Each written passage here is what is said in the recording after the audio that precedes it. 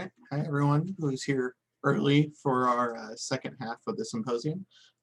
If we don't mind, Daniel would wait a few minutes to see for more people to join.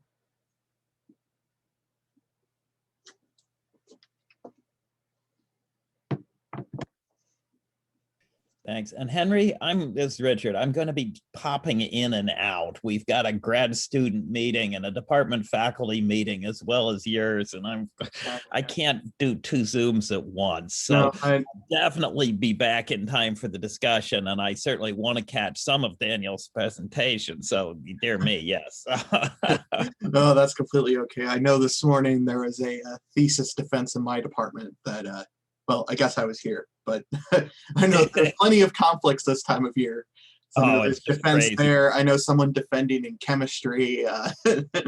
So at any rate, thank you. And I'll try to get back in, Daniel. Thanks. It's like the classic problem of having a conference on your own campus. You can't cancel anything else out. So you're doing two things at once. And now all conferences being online, you're always at home trying to do that. Yep. Any rate, thanks. I'll be back soon. Take care. I had a conference at the beginning of February where I remember I was jumping from conference and then go to teach class and then back to the conference. Yep. Yeah, that's what we pile on ourselves now, that we can't just say, oh, I've got to fly somewhere and go to this conference.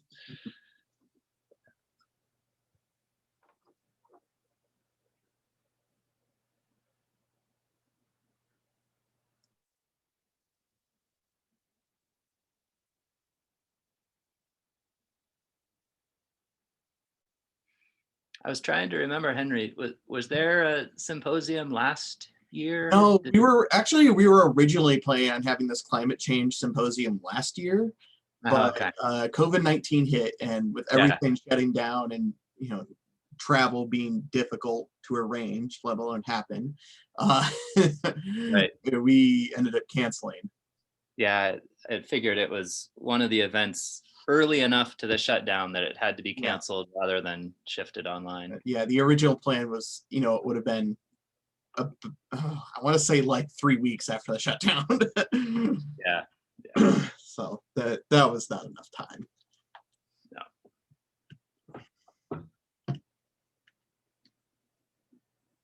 I'm glad I got to at least host one during my tenure. That's right.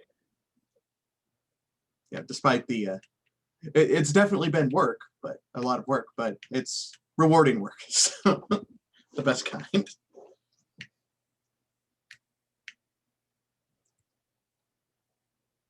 Yeah, and it was really nice to bring on Richard to give a talk. That's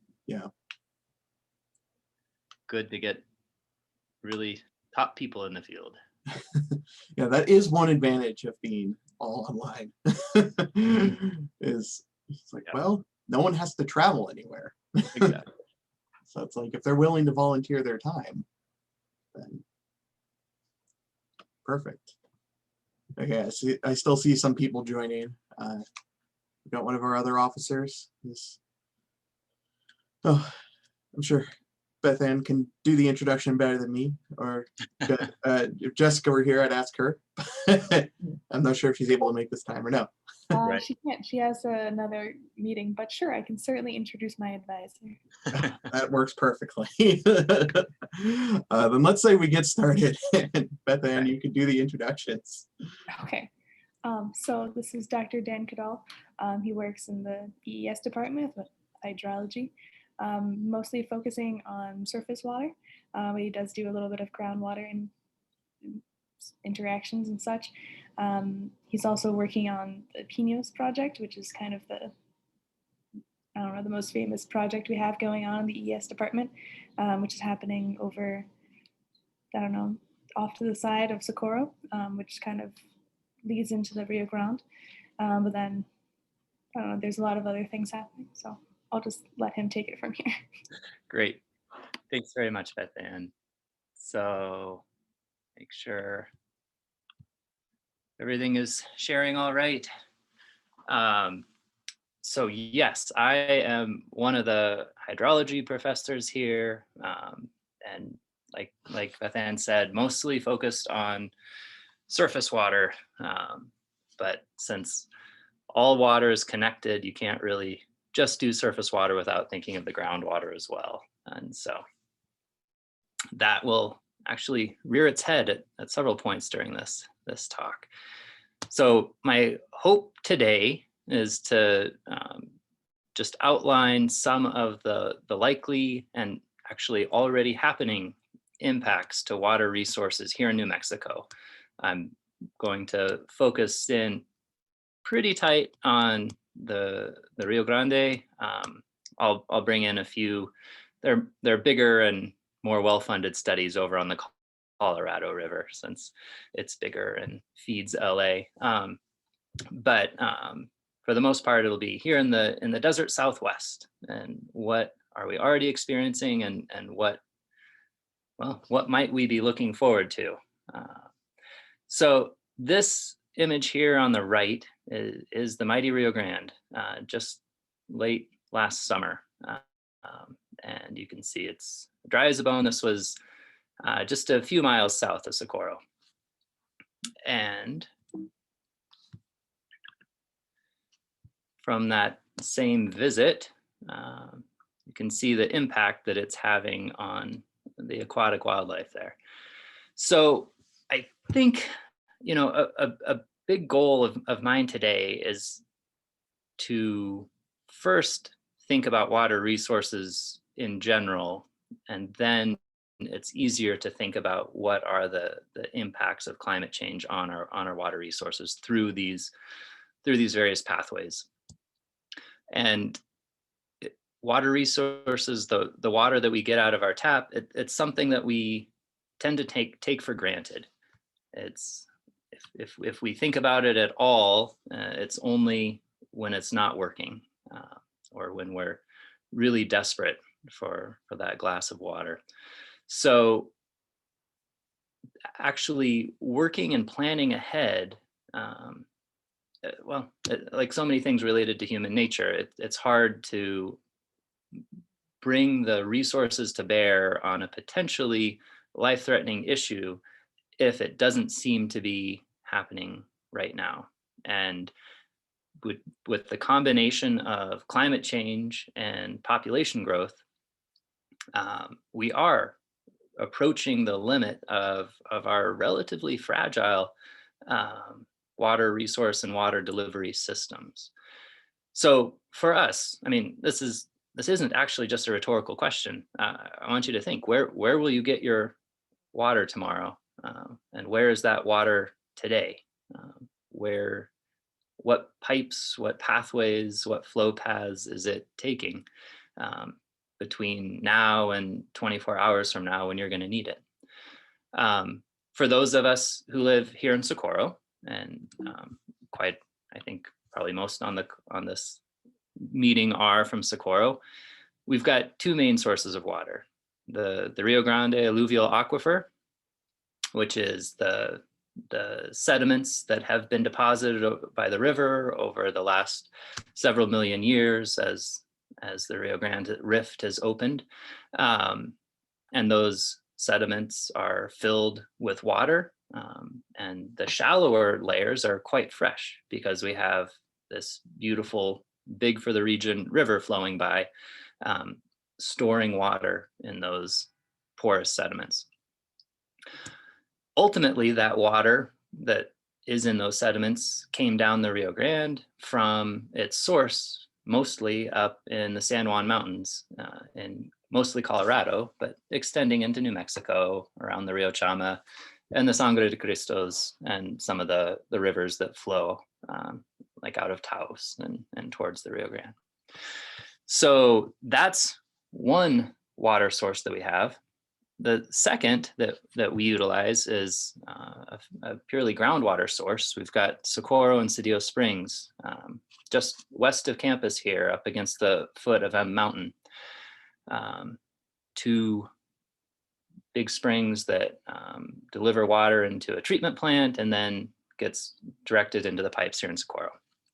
The ultimate source of that water is over in the Magdalena Mountains. So snow infiltrates through the rocks and soils there, percolates down through those bedrock exposures, passes through the La Hencia Basin, which is between the Magdalenas and Socorro Peak and Mountain, and then comes up along a fault line there. And so just to show that with a little more detail, here we've got a quick little Google Earth image. And on these kinds of images, if you see a little bit of green, then there might be a water resource there. And if you see brown, there's probably not a water resource there. So it captures it quite clearly. We've got our little ribbon of green along the Rio Grande that supplies most of the farming activity in New Mexico, most of the small and large towns. And then over here, we've got the Magdalenas. I hope you can see my cursor. I think you can. And so these are green. It supports a little bit of ponderosa pine at the tippy top. You get into a tiny bit of mixed conifer. And so this water is, especially during snowmelt, can recharge our groundwater and become a water resource that we are able to access via this spring at the edge of the Socorro Mountains. So just for reference, here's M Mountain right there, and the golf course and campus.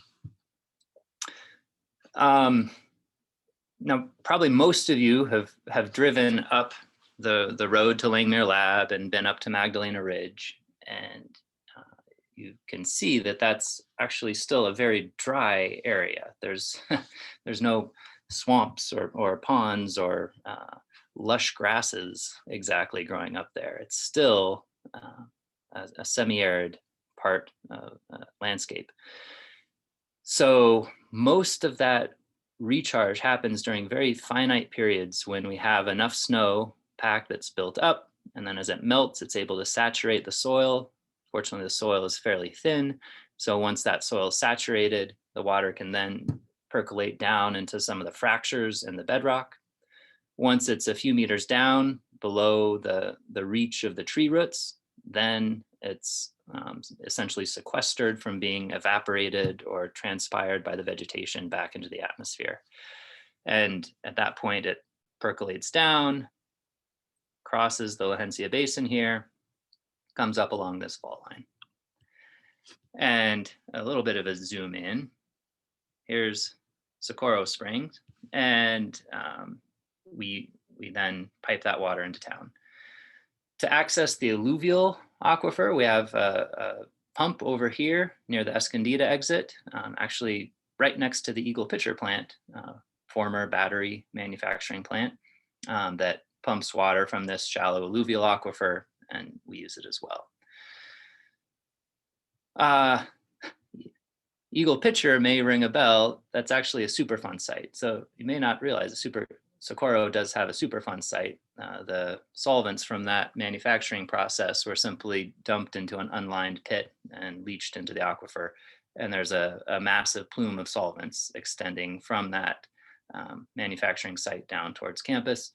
But the flow of groundwater has pushed most of that off-site, and although this city well was shut down for a long time, it's pumping again and providing water.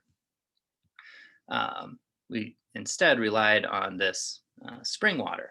The problem here, though, is that this groundwater, that as it passes through the La Hencia Basin, it's filled with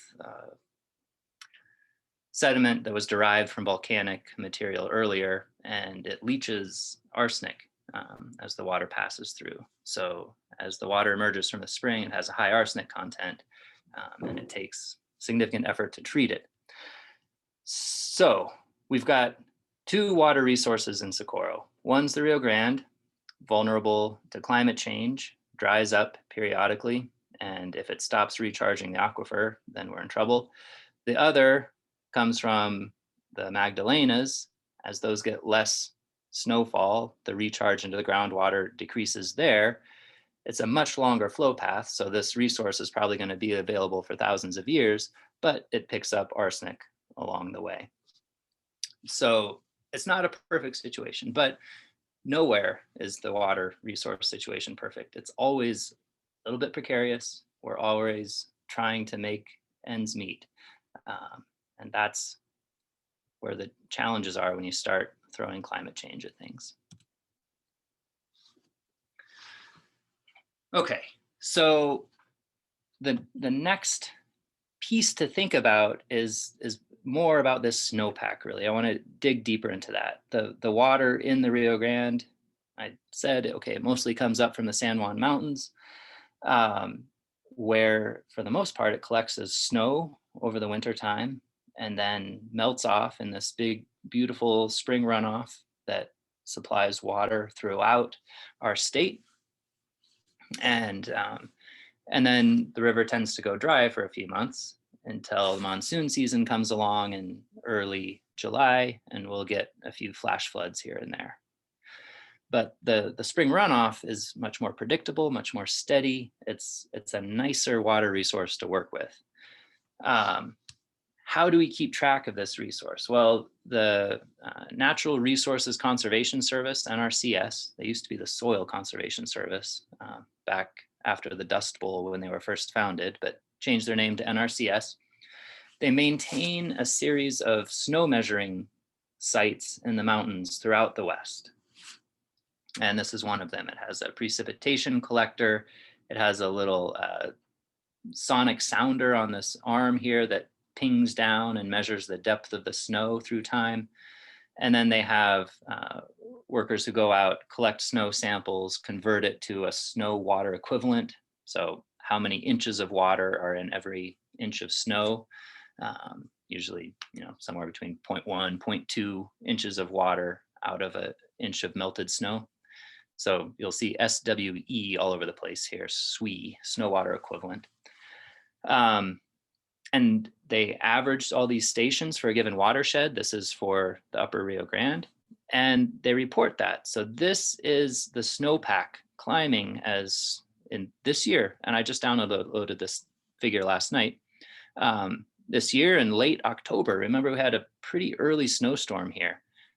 So snowpack started building in that October storm, started to melt down a little bit. We had another storm in early November, et cetera, et cetera, et cetera. And looks like we're past our peak SWE. Our maximum snowpack happened in late March. Here we are, second week of April, starting to decline. And this year, 2021, in the black line, is following pretty closely to the median snowpack for this period of record at these stations. Our peak didn't quite hit as high as the median peak, and it hit a little bit earlier. But for the most part, this has been an average year. And yet, if you're reading the newspapers, everyone is still freaking out about not having enough water, that there's still expected to be a dramatic shortage of irrigation water this year. And to understand that better, I want to show you, go back a little bit further in time and add some more lines to this chart. So going back to 2018, 2019, 2020. So the year 2018 is one of the worst years on record for snowpack. It was like the year without snow. You can see at a few times it made the minimum of the record. This was the earliest snow melted off, the last bit of snow melting off, and at some points it was the minimum for those dates. So that, and we've been in a drought since about 2000. So this was a disastrous year.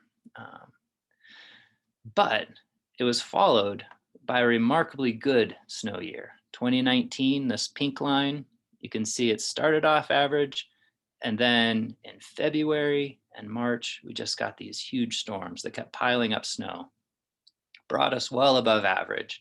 And then it stayed fairly cold through March and April, melted off slowly, and provided this wonderful long water resource to the river.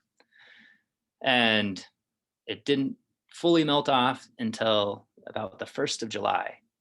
And that's pretty ideal for water resource use for farmers in the river, along the river. So people are celebrating the reservoirs. We could store a little bit of water. All the farmers got their full allotment, grew a big crop. That was great. Followed it up with 2020. 2020 is this green line. It's the uglier green line, not the bright green of the average. But you can see it's pretty much following the average, just like this year. So people were moderately optimistic. It's like, oh, it's an average snow year. But then the melt off began, and March was hot last year. April also hot. And you can see that going from an almost average snowpack in March to 0 snowpack by mid-May happened so quickly that these water resources, and there was so much water demand from the atmosphere, that higher temperatures evaporating the water, sublimating the water, that this great snowpack, or well, this average snowpack turned into a pitiful runoff year in terms of actual flow in the river. And that's, last year was a struggle. New Mexico ended up borrowing water from Texas, going even farther into water debt to delivering water to Elephant Butte. And this year is shaping up to be the same. So unless April and May end up being a lot cooler than they were last year, we're looking at another probably bad year.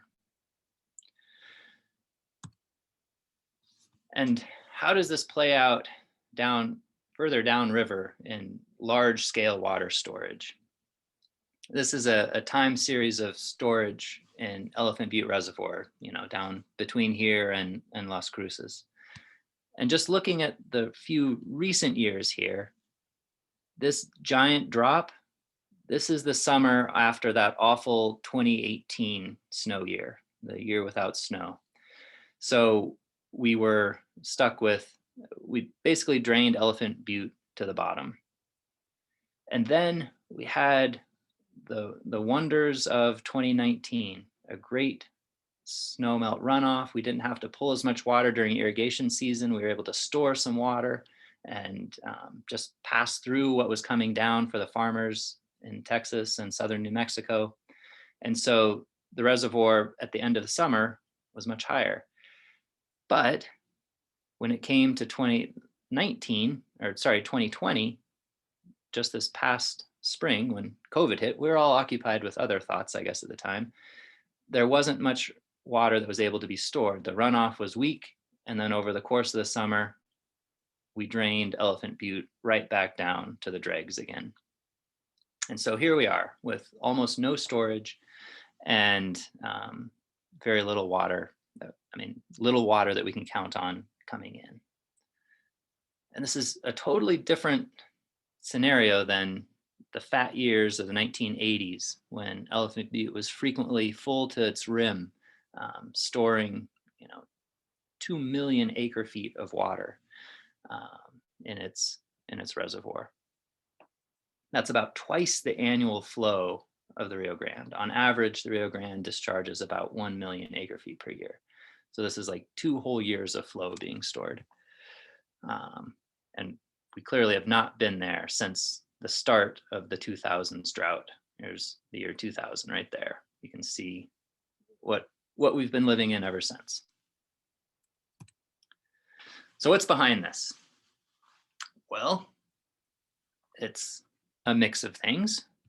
These are some data that Dave Gutzler just put into a figure for Earth Matters, which is a really nice publication that the Bureau of Geology puts out about twice a year. This was the summer issue from last year. And these are data averaged across New Mexico. You can see precipitation since 1930. Arguably, it's been pretty steady. Yes, there are dry periods. Look at the 1950s, the famous 1950s drought. There wasn't much rain. This was definitely a dry drought. And some years the temperatures were high, but not that much higher than the averages in the early part of the 1900s. But since about 1970, we can see a very clear trend to average temperatures. Things are getting warmer. And so is this the reason why our snowpack is not becoming stream flow anymore? Probably. So the factors involved are, first, the timing of the runoff. The hotter the year, the faster the snow melts off, and the less it's stored for into the summer when our irrigators really need it. A farmer would much rather be receiving flow down the river in June, when his crops are really demanding a lot of water, it's super hot out there, and the monsoon season hasn't hit yet, rather than May, when that's when the water's coming off nowadays. So the timing is a huge deal. If the snow won't act as a reservoir for us, then we have to build some other storage mechanism to hold back the spring runoff and release it during the irrigation season when the farmers need it. The second, I sort of alluded to, is sublimation. So as snow is intercepted or makes it to the ground, is less shaded by trees, it simply goes into the gaseous phase right off the top of the snowpack, and we can't make a lot of use of it.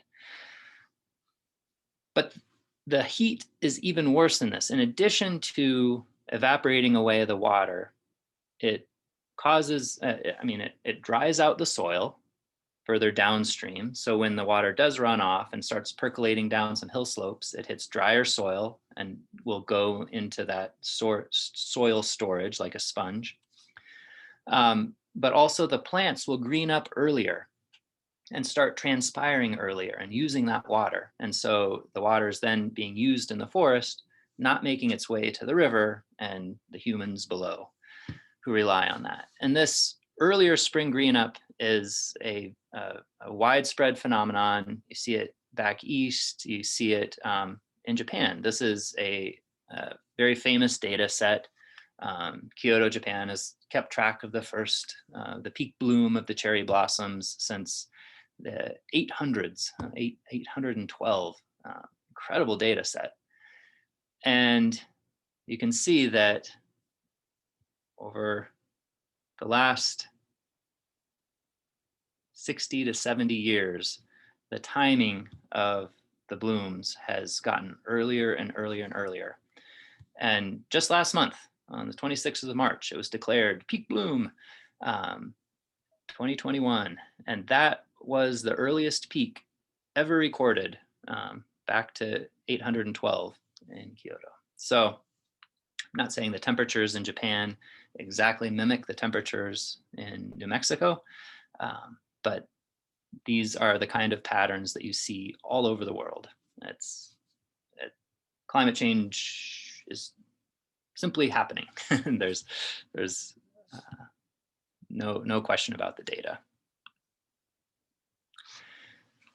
So how can we scale up to understand? I've explained these reasons why this hotter weather leads to less stream flow. And remember, this is even in the absence of less snowmelt, less snowfall, and less precipitation. Even if we still got the same amount of snow falling from the sky, all of this heating up leads to less water in our rivers, recharging our aquifers. And this was analyzed by Brad Udall, brother of our just recently retired senator from New Mexico. And this was done for the Colorado River Basin. And you can see the 1950s drought highlighted here. Lake Mead was filled and then started to be used. But there just weren't as many people in the Western US in the 1950s. Phoenix hadn't exploded yet. LA was still, well, not the giant metropolis that it is now. And then comparing this to the 2000s, same issues.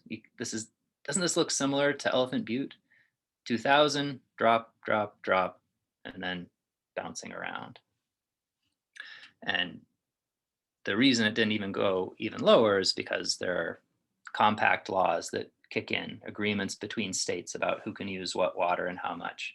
You know, if Lake Mead at this point here, if it had drawn any lower, Las Vegas wouldn't have been able to pull water, and that whole city would have basically gone dry. So this is not just climate, but human adjustment to climate. But this rapid drop is our society burning through the water savings as this hot drought began. And so what caused this drought? These are some long-term graphs of discharge flows in the upper basin of the Colorado, how much precipitation occurred, and what the temperature was. So this is the runoff, precip driving the runoff, and temperatures hanging out, acting as the boogeyman in the closet.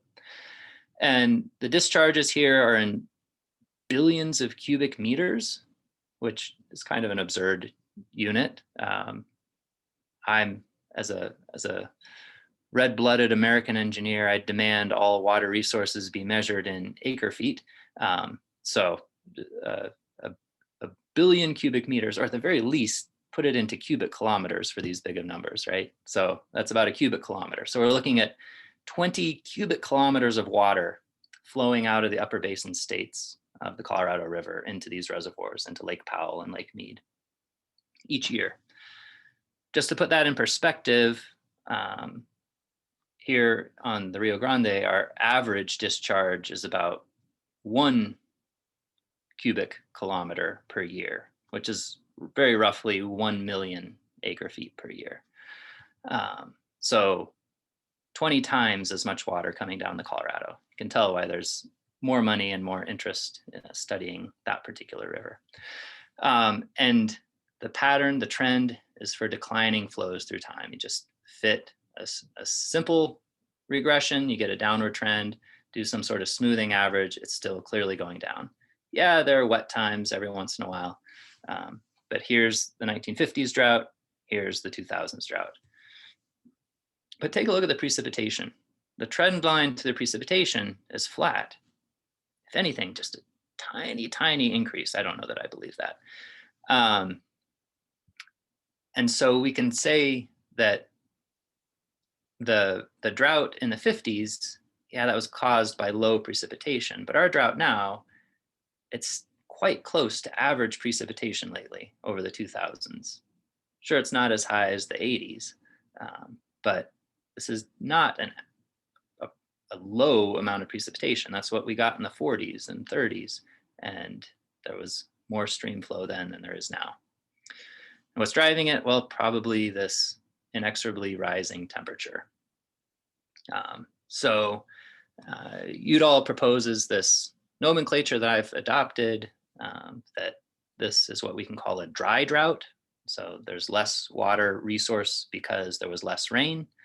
And our 2000s drought is a hot drought. There's less water resource because it's gotten hotter.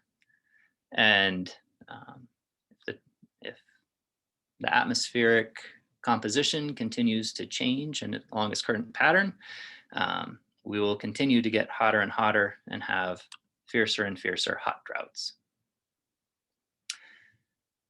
So with the last, well, not the last piece of this presentation, but this middle piece of the presentation here, I wanted to actually present some new data that Kelsey Romero here at New Mexico Tech has compiled for her senior thesis that she's actually writing up right now.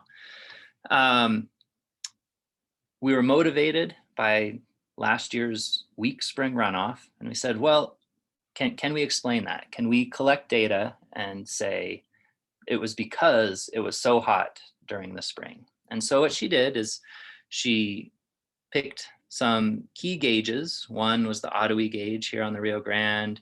One's up here on the Rio Chama, analyzing this watershed here. One's here on the Rio Hondo, analyzing this watershed that comes out of by Wheeler Peak, if you've ever climbed Wheeler up by Taos Ski Valley, coming out of there. And so she took the USGS flow measurements and just concentrated on spring runoff because we didn't want to worry about monsoon season. We just wanted to look for snowpack becoming runoff during the spring. And she compiled all the data from the SNOTEL sites. So NRCS maintains this whole network, points all around the rim of the Rio Grande up in the mountains, where they measure the snowpack all winter long. And that's where those previous graphs that I showed you came from. And so she pulled those data and started to analyze them and found that, as we would expect, each one of these points represents a year, and the x-axis is the peak SWE, the peak snow water equivalent stored as an average of all the SNOTEL stations that fed into that particular river gauge. And through her analysis, she found that that average is a much better predictor of runoff than any single station. Single stations can have local variability, but if you average even just a simple straight average of all the stations around a watershed, you get a much better predictor of how much runoff. And that regression is right here. How much runoff happened between January and June in CFS, and what was the peak, average peak SWE at these basins in inches. So more snowpack, more runoff. Not rocket science, but it at least allows us to come up with a trend that can predict things. And I'm probably giving away the story here, but just to point out, this point here is that 2020 data. It has less discharge than you would expect for that amount of snowpack that developed in the mountains. If everything had followed the trend line of the data since 1980 to now, then we would have expected something like 400 CFS. We got something more like 200 CFS. So it really was a bad runoff year. But why? Can we explain it with the temperature? And this is where our analysis did not give us a statistically significant finding as temperature explaining that residual, that difference between what was expected and what actually ran off. I apologize for how messy these graphs are. Having multiple y-axis things I know is a huge no-no for data presentation, but I hope you'll bear with me. The red line's the spring temperature. This is the average temperature during the melting season. And you can see that that's been getting hotter and hotter and hotter and hotter on average. The snowpack is this black line. That's been maybe trending down a little bit. Hard to say. But if anything, there's been a downward trend. And then the blue line is the discharge at this gauge, the Ottawa gauge. And then this pink magenta line is based on that regression fit through the previous scatter plot, what you would expect the discharge to be if you only had the SWE values as predictors. And you can see it's a strong predictor. But here's that last year, and we predict maybe 400, and we got maybe 200. And so this residual went negative, and there aren't a lot of very negative residuals. But here was the most negative residual back in 1989. And we've been trying to figure this one out. Predicted based on snowpack, quite a bit of discharge, didn't get much, maybe because it was such a hot year. That was the hottest year that they had experienced for quite some time then. But if you look at the hottest year on record was here in 2011, and yet the SWE, the snowpack, was a almost perfect predictor of the runoff. So when we throw this all in a multiple regression, we find that the temperature was not a great predictor. Just to show you one other site, this was for the Rio Chama headwaters area. Again, warming temperatures, more or less flat snowpack, and last year had a negative residual, second only to the residual in 1989. So for a senior thesis, we felt like this is great. She can write this up. This was a fun analysis. The next steps, though, and I've basically already summarized these things. But the next steps are, well, then what was it? Why was last year worse if it's not just temperature? It may be that we were measuring the wrong kind of temperature. The nighttime temperature may be more important than minimum temperature. You know, if the night dips below freezing and your snowpack can refreeze overnight, it takes time to start melting again the next day. Whereas if your nighttime temperature stays above the freezing point, it just continues to melt all night long, and that's when you really lose your snowpack fast. So maybe we're measuring the wrong kind of temperature with our simple daily average. And maybe it has more to do with the vegetation. And we need to start looking at satellite image series and go on Google Earth Engine and start looking at how quickly did the forest green up in these different years? And is that a better predictor of abstraction from runoff? Those trees capturing the water in the soil and then transpiring it back into the atmosphere. Because that's how we lose our water resources, really. If it's in the ground, we can eventually pump it. If it's in the river, we can divert it. But it's when it evaporates back into the atmosphere that, from a human standpoint, it's lost.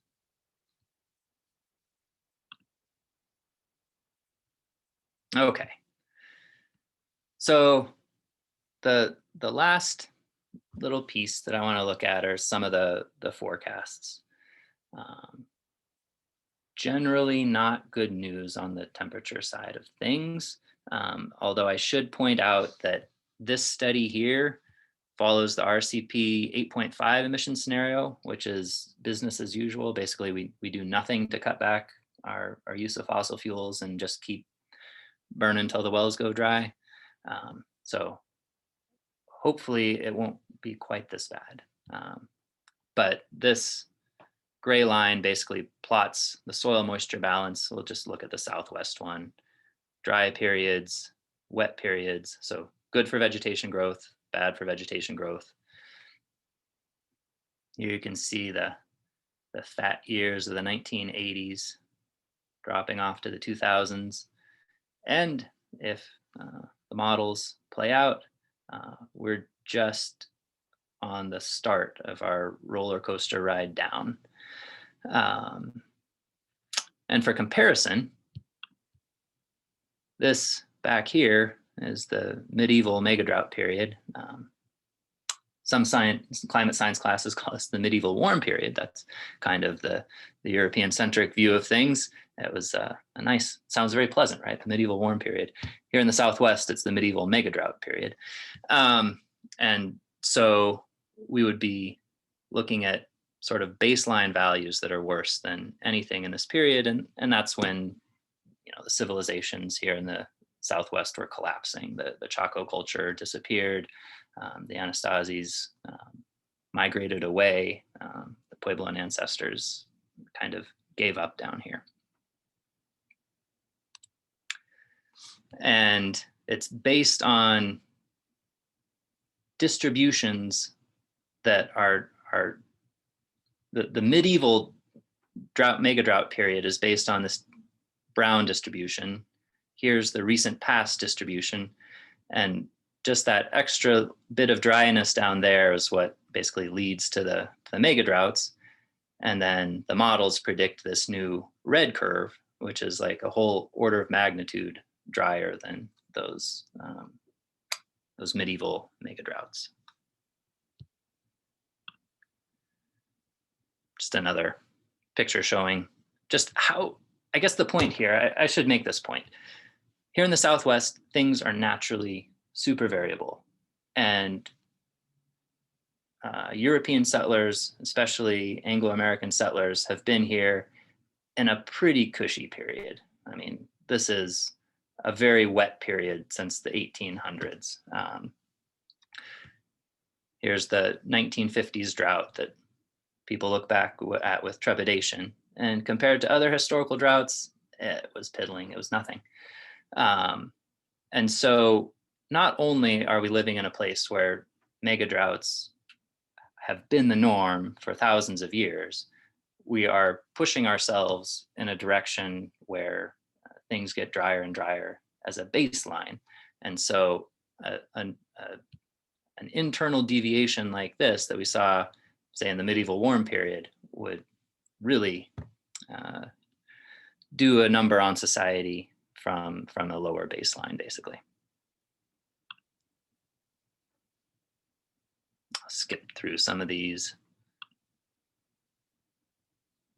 I guess I'll just touch on this graph, misery days. This is Phoenix, not Albuquerque or anything, but that's a great way of describing days that are above 95 degrees. And you can see how abundant they've come compared to how rare frost days have become. This is just temperature changes that affect society.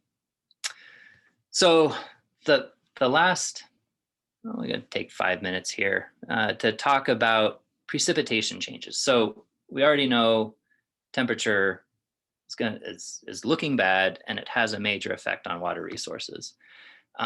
Is it possible that there would be more precipitation that might make up for that? Could an enhanced monsoon season bail us out?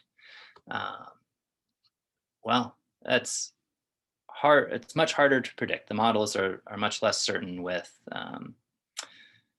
how much precipitation will change. You can see that over the last several decades, as temperatures have increased, our precipitation is still sort of seemingly bouncing around the same mean.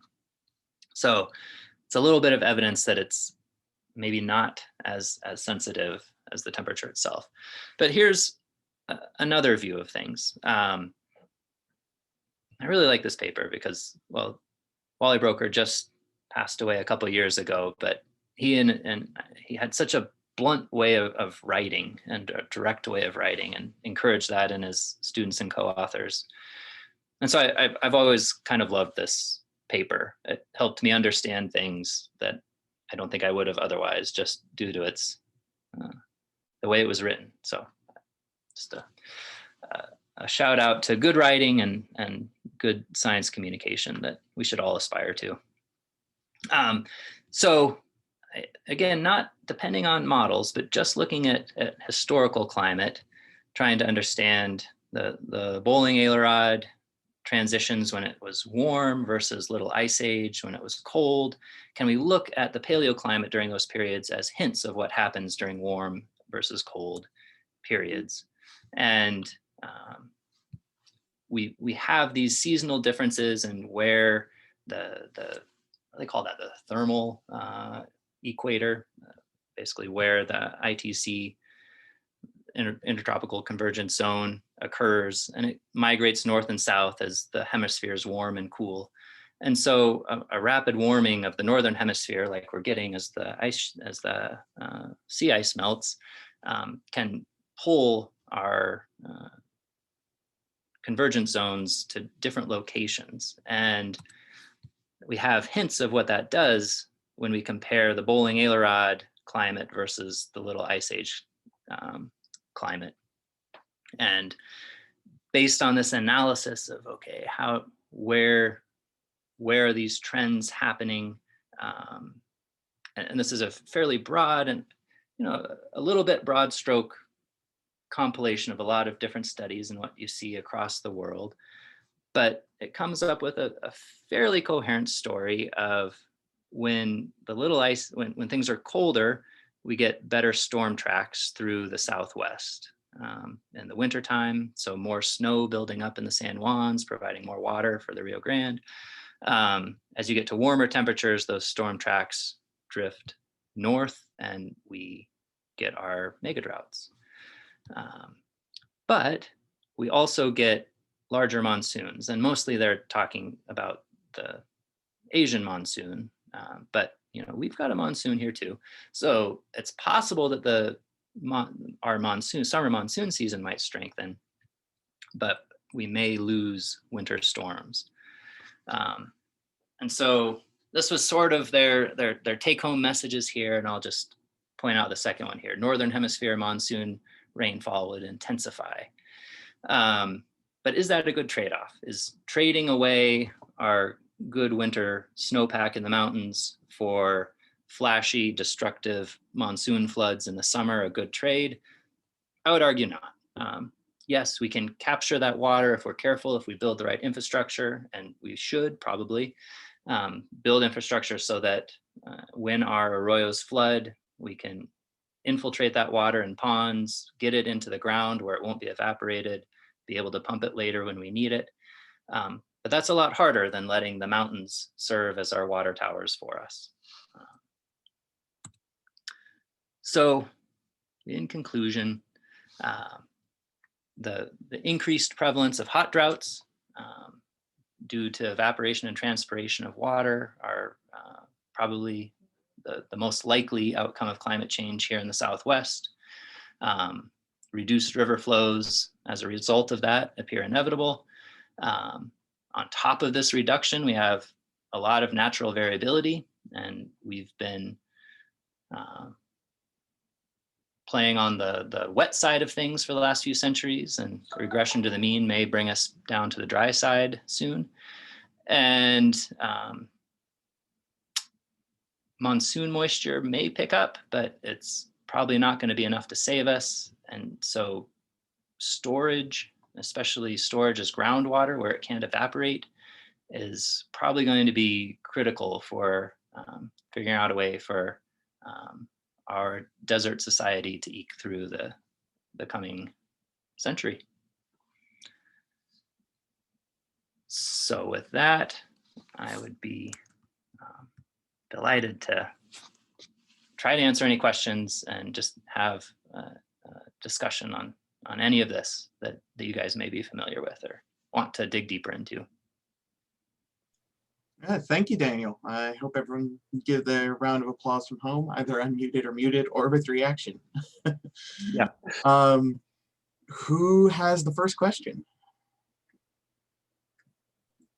First of all, I'd just like to thank you, Daniel. This was really informative and filled with really awesome information. Thank you. Thanks.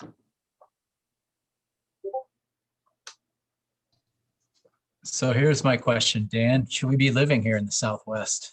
It's a time to migrate like some of our previous civilizations did. Yeah. Yeah, that's an excellent. When do we know that? Yeah, well, we know it when the system breaks, right? I think we can dance right up to the edge of catastrophe and sometimes pull back, and then suddenly it doesn't work anymore. I mean, so one point is that there is still slack in the system because most of our water resources are used for agriculture. And so arguably our society could make the decision to stop irrigating crops and stop growing food here and just import all of our food. At that point, the question kind of becomes, yeah, why are we here if we're reliant on outside sources? And you know, there are industries that will survive without an agricultural base. We'll still have our military bases, right? And there will be outposts in the mountains. So probably there is some of that. But I mean, it begs the question: if the Rio Grande Valley was just totally barren, if we fallowed everything, if we put the river in a pipe, if we didn't allow it to feed the cottonwoods, do we still want to live here? Maybe. I certainly prefer it with a green valley. So I think, yeah, storage is important, but sort of the legal structures to be able to store water efficiently is also important. Right now, we do a lot of storage in open reservoirs, Elephant Butte being a great example. And it's a little bit wild that of all the water that flows into Elephant Butte, 20% of that evaporates. We only use 80% of the water out the other end. So if instead we stored water in aquifers where it's not susceptible to evaporation, that would be better. But it's hard. It costs pumping to do that, and the infrastructure is already down there, and the legal system is built around Elephant Butte. we have to deliver water there to get it down to El Paso. By the time it gets to El Paso, it's so salty that they have to desalinate it, but then they drink it. And El Paso Juarez is a huge city or conurbation that would probably have more political pull than some place like Socorro.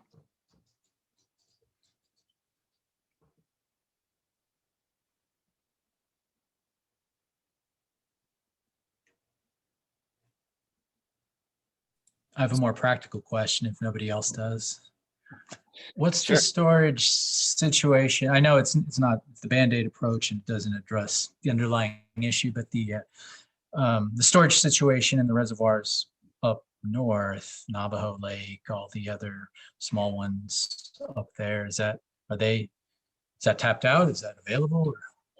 So yeah, you're right. So there's a chain of 3 reservoirs along the Chama, and those do receive trans-basin water. There's a tunnel that brings water from the headwaters of the San Juan River over to the Chama River, and Albuquerque and Santa Fe rely on that water.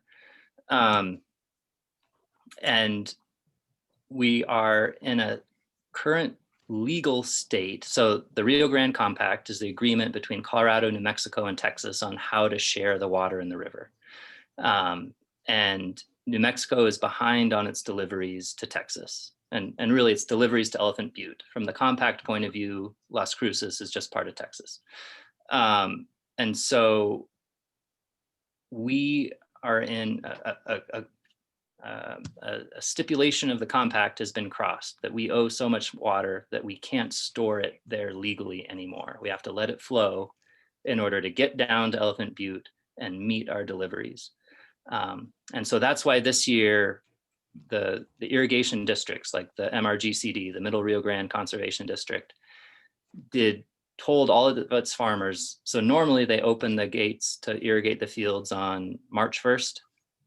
They said, no, we're moving it back a month. You can't have any water till April 1st. And we're going to cut it off a month early at the end of the season, if we even have any by then. And they strongly encouraged everyone not to plant if they can economically afford not to, because we are not legally allowed to store water anymore until we repay the water down to Elephant Butte. So Daniel, kind of thinking about the worst case scenario, everything dries up. Yeah. And I understand that the natural ways of transporting water and through nature and snowpack and all is probably the most efficient. But Yeah. do you think it would be possible to desalinate ocean water and transport it, or is that? We're too far. I mean, for somewhere like Spain or Israel, yes, that's a solution, and they can, run their greenhouses on desalinated water, and it's economical. Our equivalent here is deep basin brines. So there are deep groundwater resources that are currently unusable because they have too much salt. And here at Tech, there's a lot of work going into how to desalinate that. The PRRC has a project on that.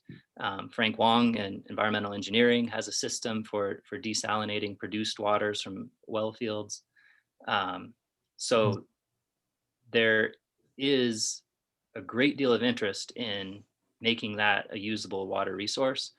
But again, it's finite, as opposed to the ocean, which is closer to infinite. Can I follow up on that? Yeah. Or with a follow-up question, I mean. So I guess going back to Richard's point of, if we were to use all our whale oil at the same rate we did our current oil, that would last, what, you said 11 hours? How Right. long would that deep aquifer brine last us at our current consumption rate? Right. If we didn't cut back, no one actually knows the exact size of the resource. I mean, the Bureau of Geology here has an aquifer mapping program, and they're working at it, but it's very difficult to get that kind of deep data. So we don't know the size. It's big, and But if we relied totally on that, I mean, it would a few decades. That's just a ballpark guess. But if we use it carefully only to make up a deficit on the worst dry years to enable society to limp through a dry year, get back to a moderately wet year, then we're talking multiple centuries of a resource available. But that takes planning, group planning, and not just racing each other to the bottom of the well. So if we were experts at planning, I'm not sure the symposium would have the same theme. Right. All right. Well, thanks, everyone. Thank you. Oh, it is 2 o'clock, so that means it is time for our next speaker. Dr. Sheath does not mind if I use the bio he provided us. So Dr. Kartik Sheath is a pioneer in the field of diversity, equity, and inclusion. So his 2.5-decade work in these areas has spanned academia, government, and community. He's worked as a sexual harassment prevention trainer, a violence prevention specialist, and been an architect for transformational programs to improve participation of underrepresented groups in STEM in the US, Africa, and South America. He's also organized and led groups on anti-racism work to build more inclusive and diverse work environments.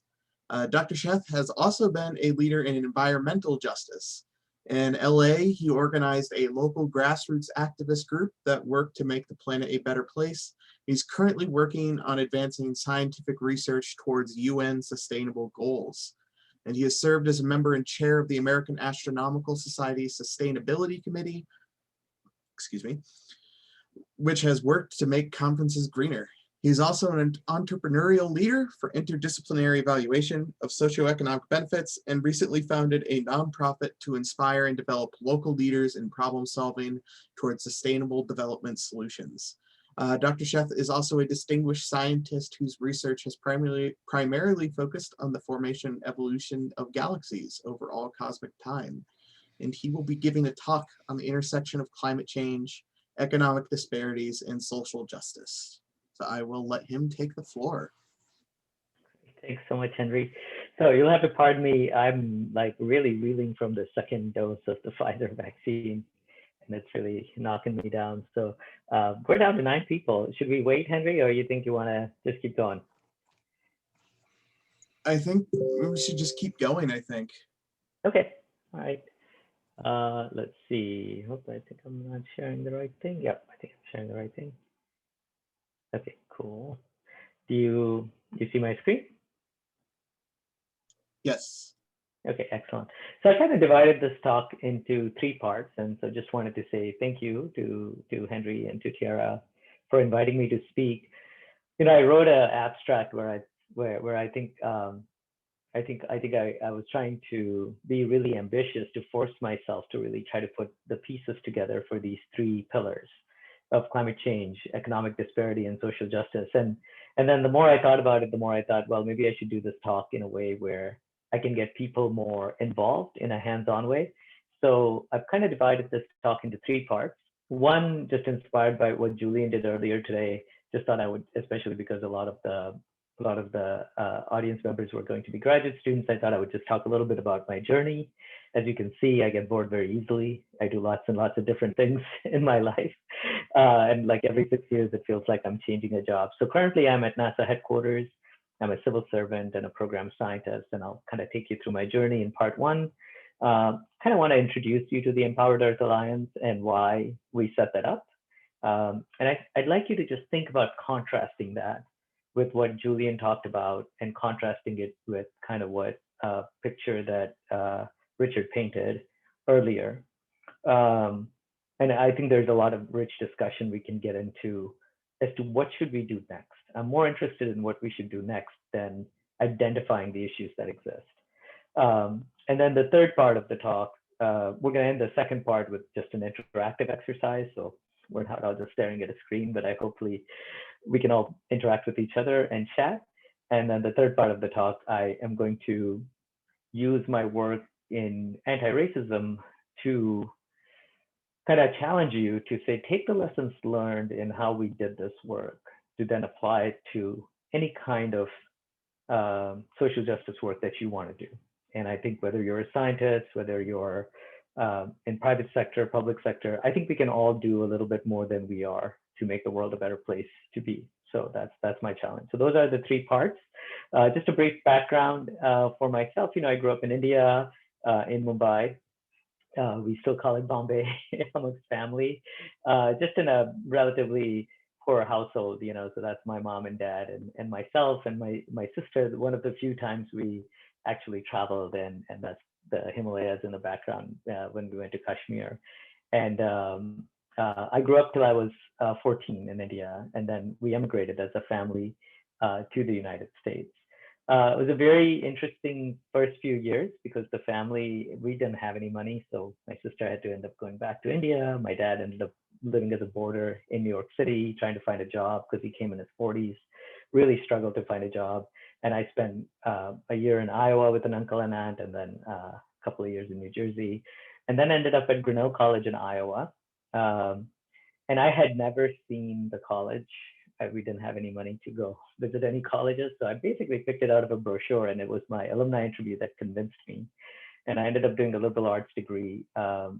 Even though it was in physics, I took a lot of art and social studies and English and Russian and history. So I just wanted to amplify the point that Julian made earlier, that in order for us to be the best scientists, we also need to be the best critical thinkers, the best communicators. And those things are probably just as important as our technical expertise in order for us to be maximally effective. After doing an undergraduate degree at Grinnell, I ended up going to Minnesota for a physics degree, but dropped out. Now, until then, through my entire life, I'd always been the best student, and never thought anything could affect my ability to be a fantastic scientist. But I ended up in an environment that was incredibly racist and sexist, and stopped going to classes. I mean, it was awful. So, got my first D in my class and I almost dropped out. I drove down to Grinnell, talked to my faculty members, and I said, you didn't prepare me for this. I don't think I should be a scientist. And they said, gave me really good advice. They said, well, you should quit physics or astronomy, as I was interested in eventually getting into, not because you don't think you can handle it, because we're pretty sure you can handle it, but because you don't like it anymore. And I said, well, that's not true. I do love it. So I went back, determined to make a change, and then a group of us filed an EEOC complaint against the department for the environment that was there, and really launched me in a parallel career in diversity, equity, inclusion, in addition to my academic career. So I'll mention that lately, but I just wanted you to know that this was a really pivotal point for me, where I thought I was invulnerable as a scientist, and nothing could impact me from being the best student and the best scientist possible. But the environment did really impact me, and I just kind of was never expecting that. Anyway, my goal was to, get straight A's, pass my physics qual, and leave Minnesota. So that's what we did. But while we were there, there was this investigation. The department kind of got a slap on the wrist. But then the students, especially next year, we had a bunch of students from Carleton join us, and we decided to start making changes. So we started the Women in Physics series. We started improving the lines of communication with faculty by taking 2 different faculty members out to dinner every night to Dinkytown, and really just making a lot of proactive changes to change the environment. So I think that was kind of the launch of a lot of activist work that I've done since then. I ended up going to University of Maryland for my master's and PhD in astrophysics, was a sexual harassment prevention trainer there in addition to getting my PhD, and really just loved it. I really thrived doing graduate school a second time. And then I kind of only applied to 3 places because I by then understood how graduate school worked and realized, oh, I should probably go to a top tier place somewhere in my academic life. So I only applied to Caltech, Harvard, and Berkeley, and ended up going to Caltech, first as a postdoctoral fellow, and then just after 3 years was hired on permanent scientific staff there. And I ended up every year, I would get an offer to go somewhere for a faculty position, and Caltech kept making me counter offers with more money. And so before I knew it, I was there for 9 years and thinking I might finish my career there. So along the way, a lot of things happened, which I'll mention in a second, but I started working on the Spitzer Space Telescope, which is a NASA mission, and I was an instrument scientist for the infrared spectrograph. When the mission's cryogen ran out, at that time, National Radio Astronomy Observatory came and recruited me to come and work as a commissioning and science verification liaison for the ALMA telescope, which we built in the Atacama Desert in Chile. So in addition to doing that, that's where I got my tenure. That's where I had my research group, founded the National Astronomy Consortium and the NINE program, which is both of those programs, NAC is national and NINE is international, to try to bring more students who normally would have been removed from the traditional academic pipeline, more students from underserved, underrepresented groups into STEM.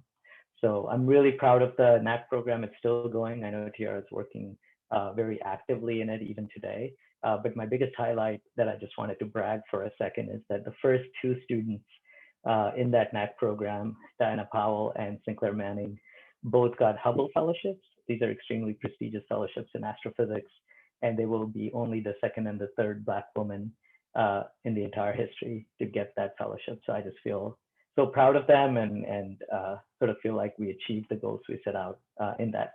In doing that work, I also ended up founding and then being the first director for the Office of Diversity and Inclusion for the National Radio Astronomy Observatory. So as I said, along the way at Caltech and NRAO, just had a lot of faculty offers. Colorado College was probably too early, but George Mason, as I mentioned when Julian was on earlier, had a AAAS fellowship. I was offered a research chair at Cape Town. And I just kept turning them down and just realizing, academia really wasn't for me. I really liked being on this parallel path to academia, where I really enjoyed having 50% of my time to do science, but also enjoyed really working in teams and doing mission work and observatory work.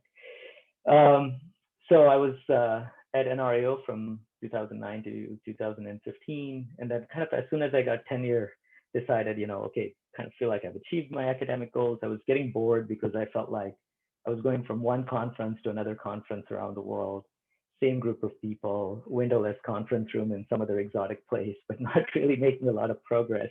Science was moving really slowly. So I kind of made a career change and decided to go to the other side of the scientific enterprise and work at NASA. So I'm a civil servant and I'm a program scientist there. I've been there since 2015. And at NASA, this is kind of my portfolio when I started. So we oversee a bunch of missions. I oversaw Sophia and Spitzer. Spitzer, which just ended. It's an infrared observatory in space. Webb, JWST, is what we're launching in October. So I oversee that telescope. Oversaw the Origins mission concept study, which is a concept that we just designed. If it's recommended by the Cadol survey, it will be flown in 2035. In addition to that, I would say we spend probably 50% of our time really doing strategic thinking and what small changes can we make to make the national enterprise the best possible. We have a staff of about 15 people or so, and we manage the $1.8 billion that the government gives us every year to do astrophysics in the nation. So it's a lot of fun, a lot of pressure, but a lot of responsibility as well to try to direct how the national scientific enterprise proceeds. In the research and analysis aspect, I oversee the low energy astrophysics portfolio, which looks at everything from technology to lab astro to balloons and suborbitals, long words of 1 micron. And then I did this, and I also combined the Hubble, Einstein, and Sagan fellowships for the new National Hubble Fellowship Program, which was launched 3 years ago. And so it's again, doing really well, I think, carrying on the tradition of the original Hubble Fellows. So for the last year or so, kind of, got a little bored with doing astrophysics and decided I really needed to do something that was more tangible. And so I've been doing a detail in earth science, where I have been working on advancing United Nations Sustainable Development Goals, in particular SDG 11, and now working on SDG 14 and 15, which is life on water and life on land, trying to figure out ways in which we can use scientific research and data and tools to help us better measure the indicators to reach the targets and the goals that are in the UN Sustainable Development Goals. And in addition to that, I also oversee a group of economists for a cooperative grant with Resources for Future. So this is a project called Valuable. So what we're trying to do is to we've created a microeconomics framework to evaluate the socioeconomic benefits from Earth observations. And so that's been a lot of fun. I've learned a lot about economics, and I just really love working with that group of people. It's also led us to doing a lot more work internationally on the economics of socioeconomic benefits from Earth observations. So yeah, that's kind of where my background is. I will say, I was going to tell you my parallel. So that's my academic path, my career path.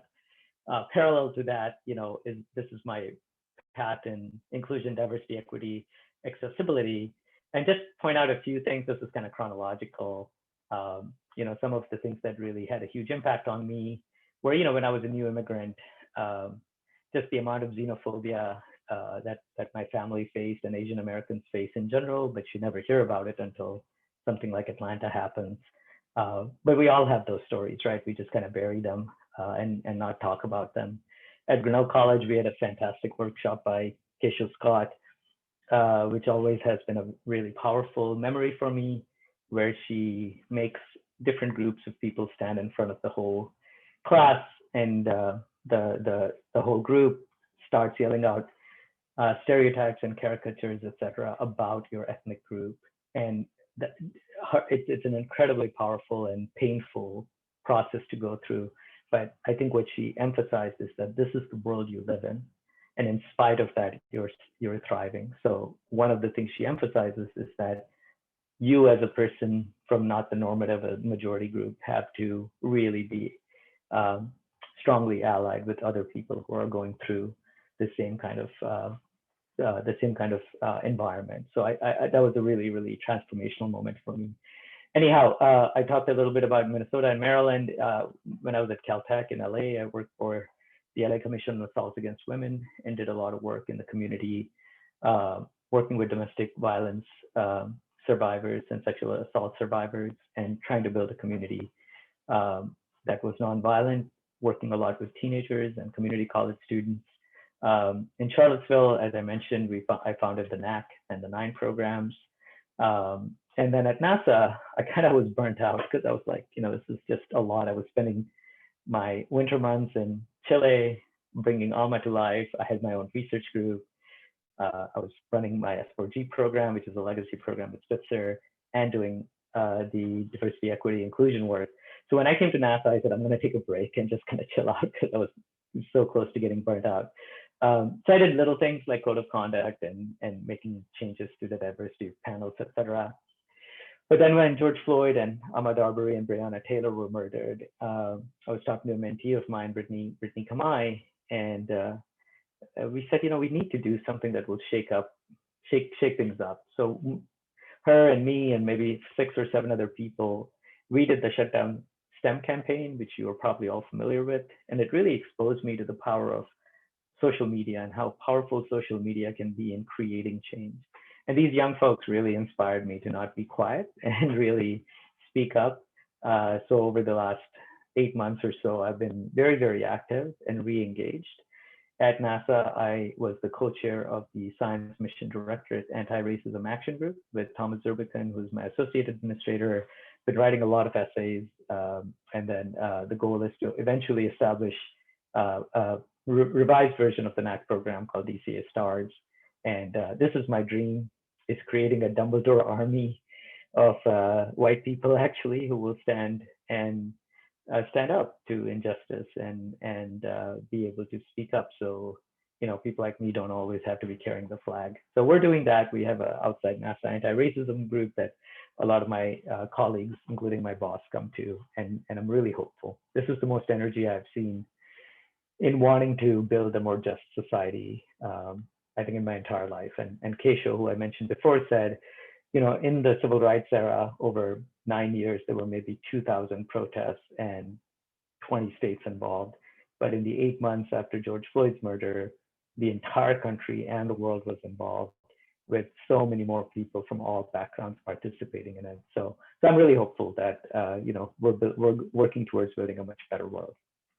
Okay, so that's kind of my path. I just wanted to tell you that I didn't talk at all about my scientific work that I did, but if you want to hear about galaxy formation, I'm happy to talk about that. We just won actually the biggest proposal on James Webb with 207 hours on this project that I co-founded called Cosmos. So I'm really excited to carry that scientific work forward as well.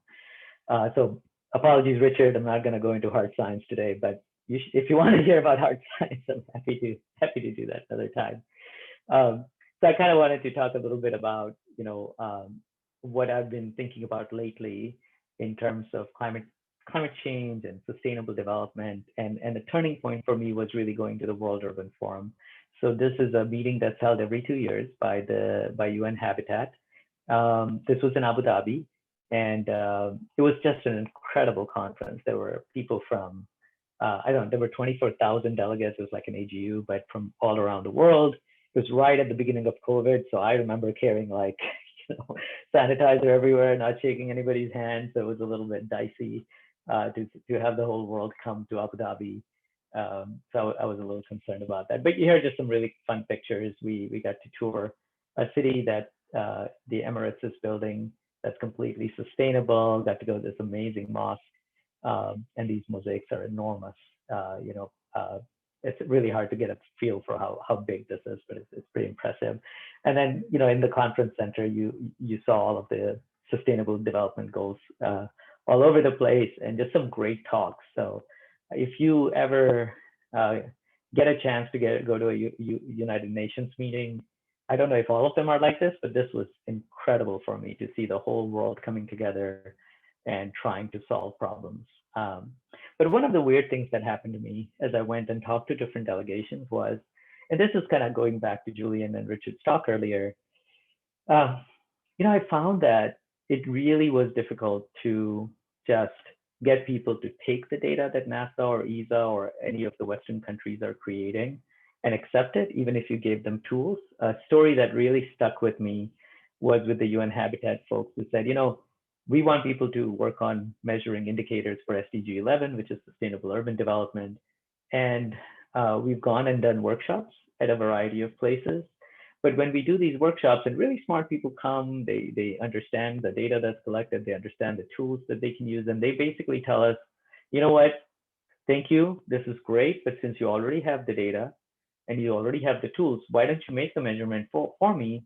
I'll validate it and I'll send it back to you.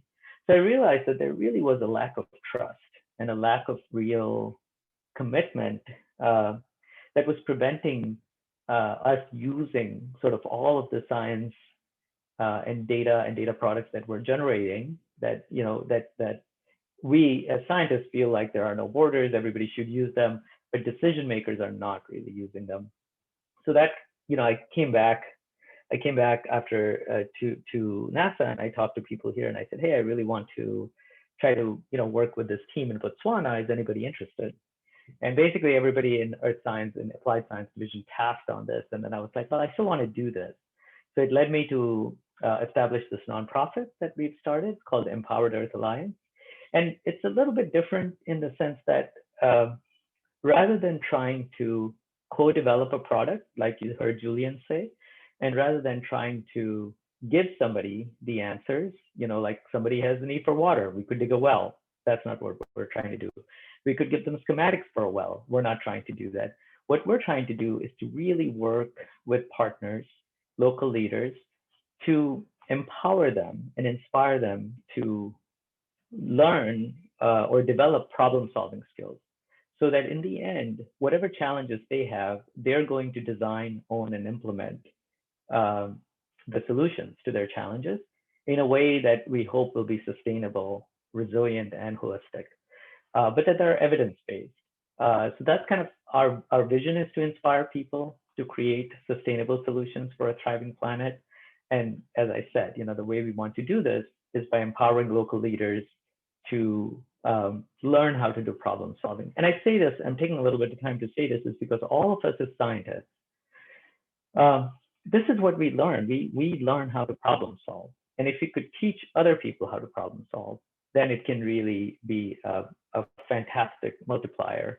The Thriving Earth Exchange that I asked Julian to mention is one example of this, that they're trying to do that locally with one scientist, with one community over sort of 12 to 18 months. What we're trying to do here is to really have a much more holistic solutions where on our team, we have everybody from doctors to lawyers to scientists to data scientists to branding experts. And we are effectively catalysts or consultants who are trying to catalyze solution creation by our partners. And we marry, one of the things we do is when we take on a partner, we say to them, you must commit to taking the things that you learn in terms of problem solving and teach somebody else how to do this. So with that in mind, we've created a theory of change. I just wanted to put this up here in case any of you ever think about saying, well, I really see a problem and I want to solve it. So in the nonprofit world, this is taken hold, and this is kind of what everybody looks for. It's something called a theory of change. And as scientists, as physicists, you all know how to do this. But it basically is just a way of working backwards. You know what your end goal is, and you say, well, what do I need to get there? What, to get to X, what do I need to get to, to make X happen? And you work backwards to create this theory of change. So we're just kind of putting the finishing touches on this. And one of the teams that we're working with, as I said, was the team from Botswana, whom we met at the World Urban Forum. And their main challenge right now, they had 5 different challenges. And we said, well, you need to prioritize what you really want to work on first. And they said, we really want to work on reducing the number of slums in Botswana from 40% to 10% by 2036. And they use the United Nations definition of what is a slum. So for example, substandard construction is one possibility, having multiple structures, so there's overcrowding. There are some local efforts like Know Your City and Participatory Slum Upgrade Program that are working, and they can produce maps like this, but it's incredibly time consuming. So we've been working with this team for a better part of 6 months now. And right now we're really focusing on the housing policy. And we are trying to help them problem solve the challenges that they face by kind of really engaging in Socratic dialogue, like going back and forth and saying, talking about what are the data gaps, what might be needed to close the data gaps, how that would feed into policy, and how that would be a sustainable solution that's resilient to climate change in the long term as well. So this is something that they want to do by March of 2022. And so I'm really excited about this because, I think we're making a lot of progress on this. And it's been interesting doing this in the COVID world because I met the team when I was at the World Urban Forum, but since then we've just been trying to work remotely over Zoom. So 7-hour time difference using, poor bandwidth. So it's been an interesting experience to try to start a nonprofit in the middle of COVID. So that's kind of background and kind of where I'm coming from, just to give you an idea of what I wanted to emphasize. I wanted to try to have you engage in thinking about, we are here because we're interested in climate change. We're here because we want to find solutions to climate change. And I'm hearing that in a lot of people. So we're going to do an exercise shortly that hopefully you can kind of play president and try to say, well, what would I do? Second part of my talk, I just wanted to talk a little bit about the changing Earth from space. So you've all seen this nice animation, just showing you how the temperature in the world has risen using data from a variety of sources. So don't need to really belabor the point, but you all are very familiar with what's transpired and where we're going. Let me go to some of the impacts that we see from space and why space observatories are really powerful at doing this. So, here's examples from Landsat 7 and 8, looking at the invasion of water hyacinths across the Velasquillo Reservoir near Puebla. And you can see in the pink how these hyacinths are really going to choke the river and the reservoir. We think it's happening because of increased nutrients that are leaching into the water here. From space, we can see things like the flooding. So here's the the White Nile and the Blue Nile River coming together in Sudan, and you can see the flooding that happened in 2020 that led to 800,000 people being displaced. And typically, as you can imagine, it's really the people who are the least able to survive such disasters who are mostly impacted by these natural effects that Richard and other speakers before today talked about as well. Here's a really nice image that from Beers and MPP Suomo looking at Hudson Bay. And this is just a few days between July 13th and July 29th. And you can see how the sea ice just disappeared. And this sea ice is really, really critical for polar bears to be able to use that to go and hunt for ringed seals and other prey. And in this particular event, the polar bear population, we know that at least since the 1980s, because of this effect, it's been dropping, and it's dropped by a third over the last 40 years. So anyway, I think space is a really great way for us to be able to do this work. We can use space-based data and combine it with really good modeling to look at food security and predict what might be happening with a locust invasion, or places that might be vulnerable to climate change that can then feed into policymaking. We can look at what happens after hurricanes and see when electricity might be restored. So here are some really great NASA images which were used to help the recovery efforts after Hurricane Maria. This is one of the things I mentioned earlier today. High ground is now becoming hot property. So the inland areas in Florida are becoming gentrified as people who originally bought all of the real estate along the oceans are now moving inwards. At NASA itself, we're working quite a bit on understanding the impacts, especially on places like Cape Canaveral, and working on our NASA master plan to see how we're going to mitigate that.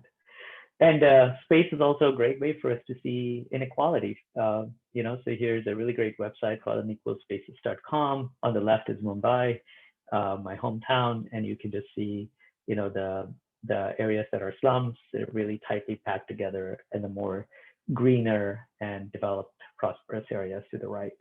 So what I want to do now is take the next 10 or 15 minutes. So I'm gonna give you 30 seconds for each of these questions. So just have a piece of paper with you and pick a country not in the Arctic Circle and write down 1 or 2 dramatic changes it might experience.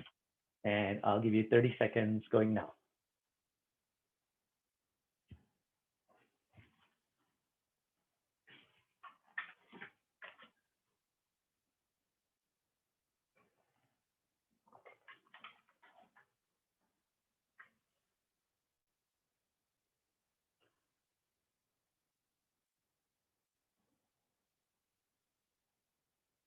Okay, I hope you were able to find a pen or paper, or you can do it electronically as well.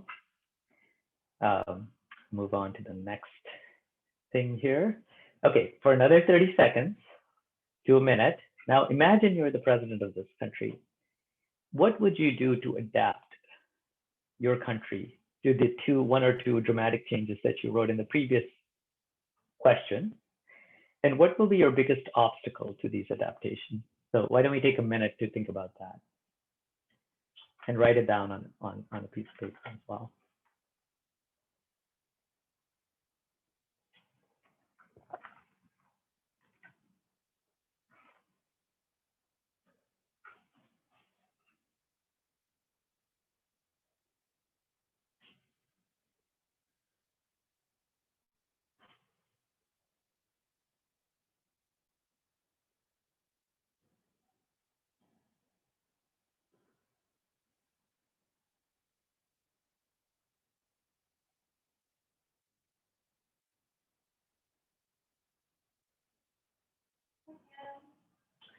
Okay, and you have 10 seconds left.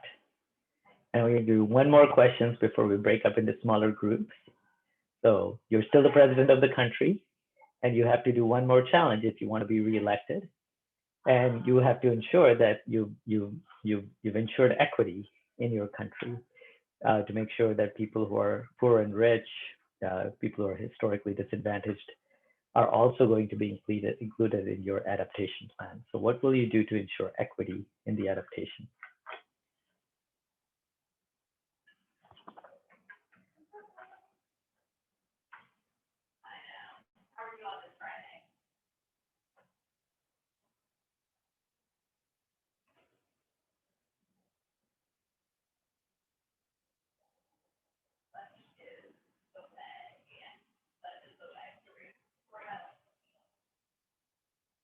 So take 10 more seconds to do that. And then Henry, if I can ask you to create, let's see, how many people do we have here? 9 people. So if you could create 3 breakout rooms. Okay. And just and right. I figure normally, I guess if I were teaching, I would assign automatically. But how about I do this manually and throw one panelist in each room, and then we fill in the other spots. That sounds good. Oh, do you want to be included in those rooms or no? No, I don't need to be. So while you do that, this is what I'm going to tell you. When you go into your rooms, what I'd like to do is to make sure one voice at a time, read out what your answers were to the, like, talk to your group about what country you picked, what were the challenges, what adaptation you were going to do, and how you're gonna do equity. Don't judge people's thoughts by giving them comments and then go into too much detail. And then just between all of you, in 10 minutes or so, identify the president whose action adapted to climate change the best and whose action best led to equity and inclusion. So Henry, whenever you're ready, you can open the rooms and take people over there. And I hope this will be fun.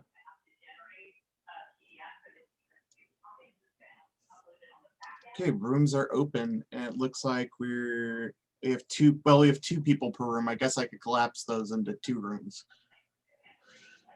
Maybe I should. Okay, yeah, sure. You can put me in a room if you want, just so I can see.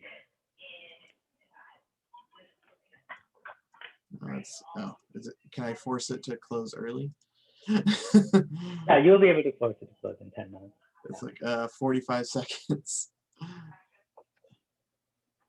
It's okay. I think we can spare a minute. We'll collapse it down to 2 rooms. Okay, 2 rooms. How many people are in each room? That'd be 3 in each room. Okay. I guess people are shy about participating. You'll have to move them. Manually, or yeah, maybe I should just see if I can reassign them that way. Okay, well, it shouldn't be a long fix. 10 seconds.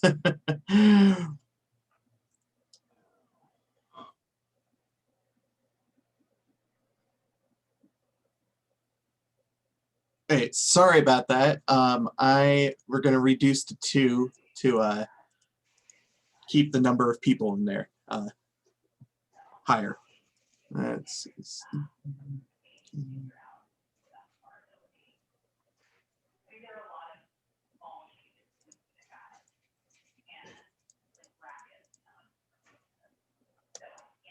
Okay, and I guess I will join in room 1 as well. Okay, rooms are back open. Okay, it's all panelists. We have 2 panelists. Just all panelists. Okay. So say that again, Steve. Oh, I just said it's all panelists and the moderator in this room. Oh. Yeah. Caleb. So you got it. Oh, and Caleb. So yeah, it's like I am the host, but I know nothing about climate change, so it's fine. Oh, 1 unassigned participant. Oh, we have 2 more. Let's assign. Put Beth Ann here and Jessica in room 2. Okay, it's a good thing I can still see who people joining in. Okay. All right, you have 8 minutes, so better go. I'm not gonna speak in this one, so whoever maybe. So somebody pick a moderator, like Steeple.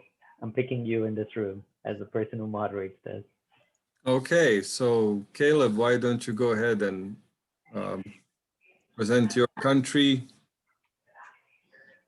and what answers you got to those questions.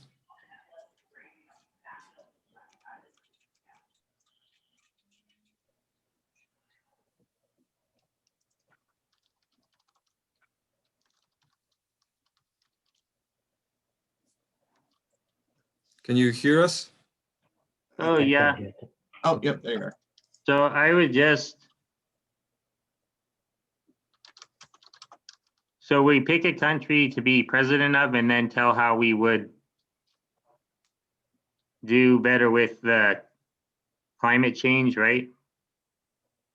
Yeah, what the question was, the first one was, what challenge would that country have, how you would address it, and I guess the third one was how to ensure equality.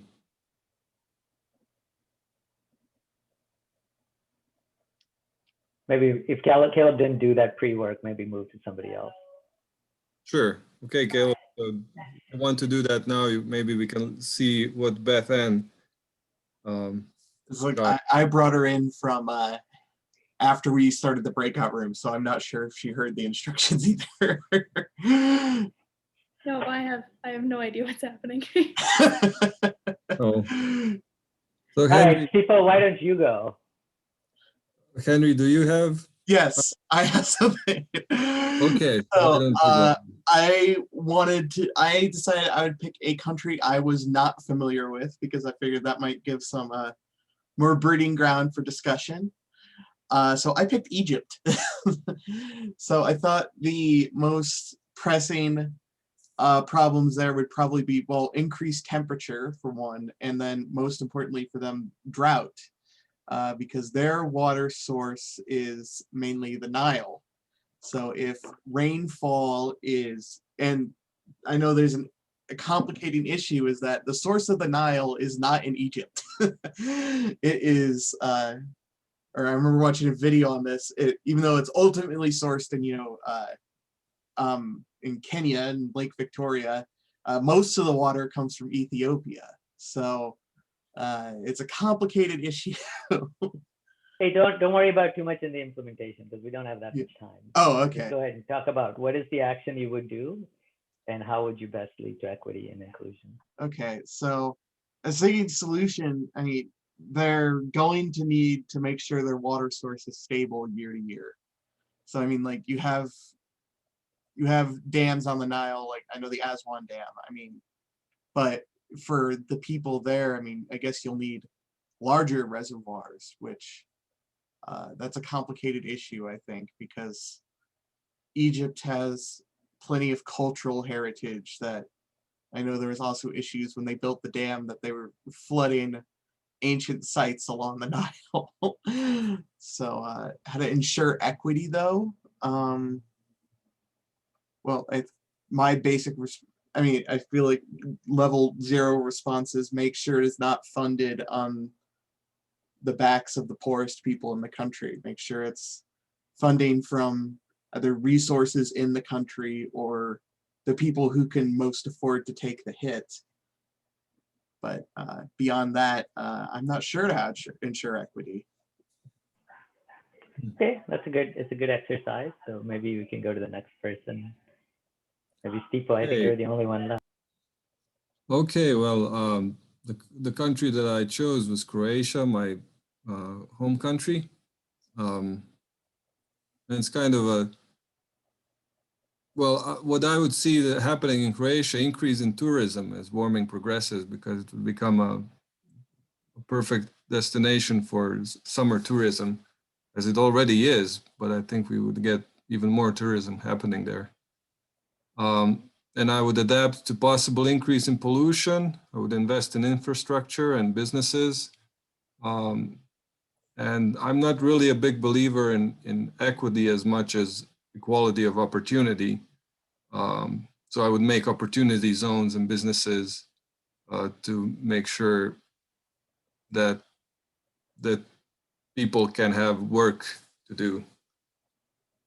And opportunity zones, I guess, probably more in more rural and poor regions of Croatia. Great. Okay, so Caleb or Beth Ann, do you have did you find a country you could think of based on our examples?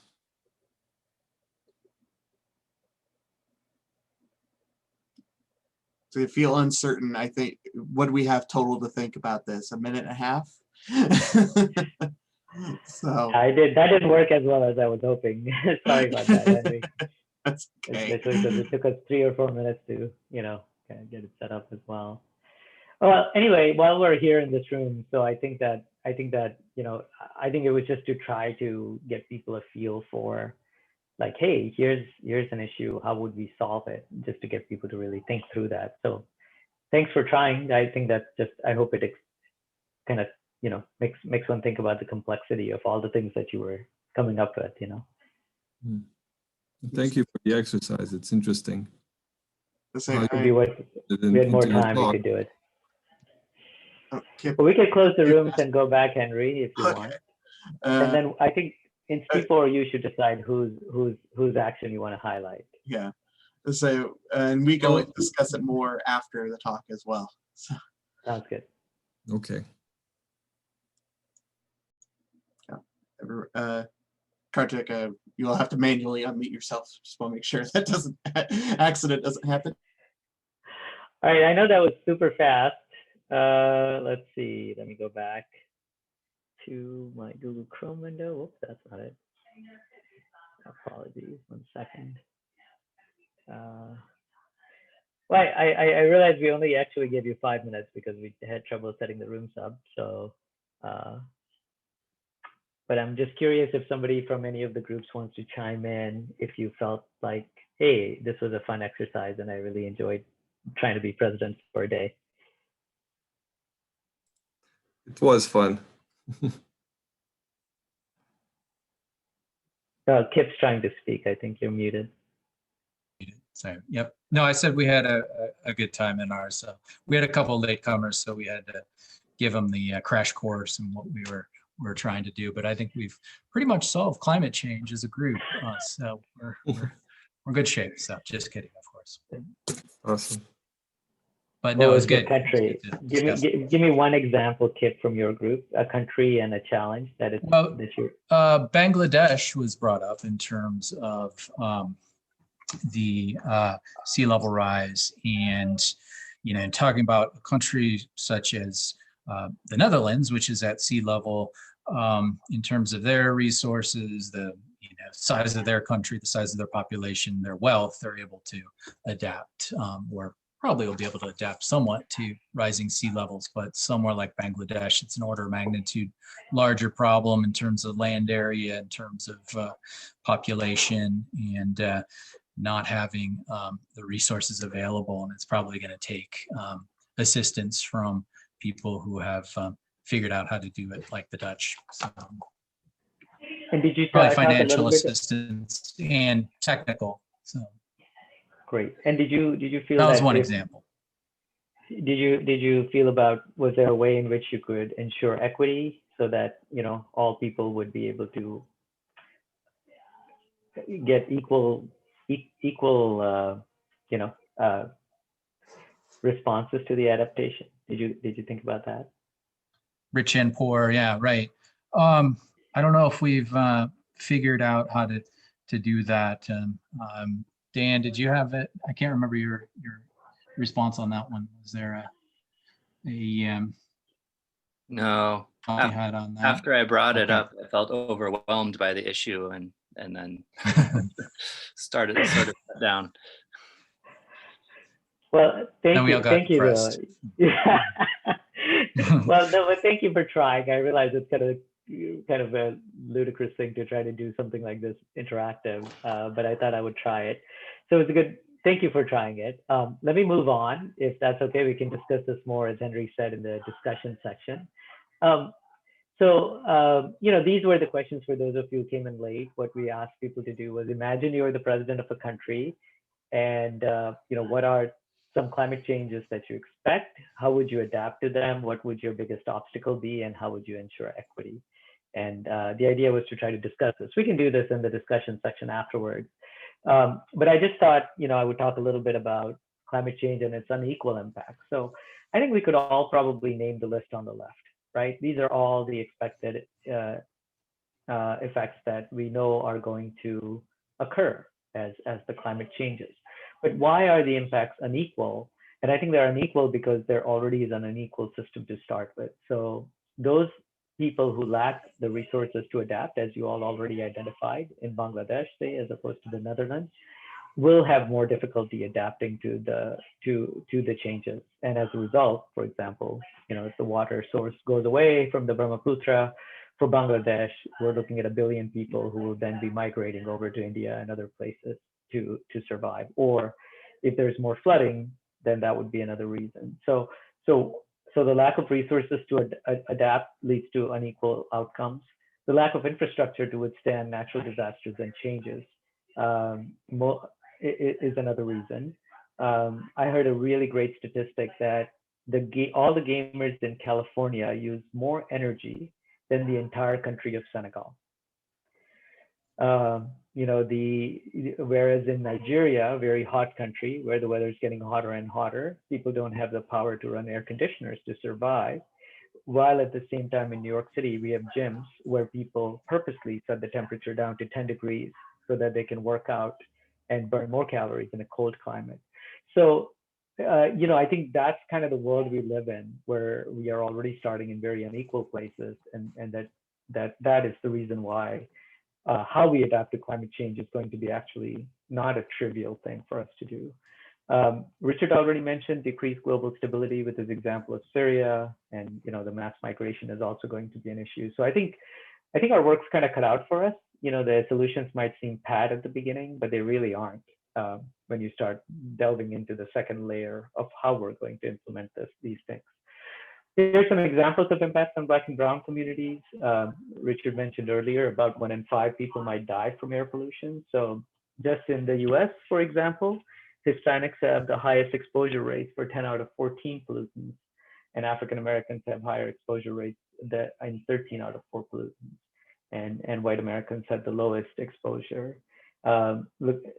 We can look at climate change and how it impacted the New Orleans area after Hurricane Katrina.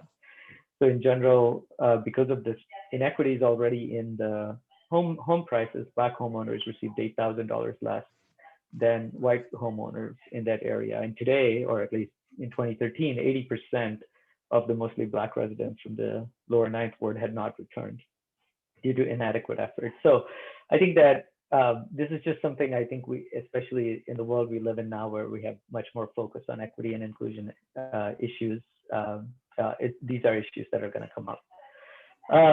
And then I guess I have 8 minutes left. I will just say, I'll just go to one slide. So this is kind of our goal.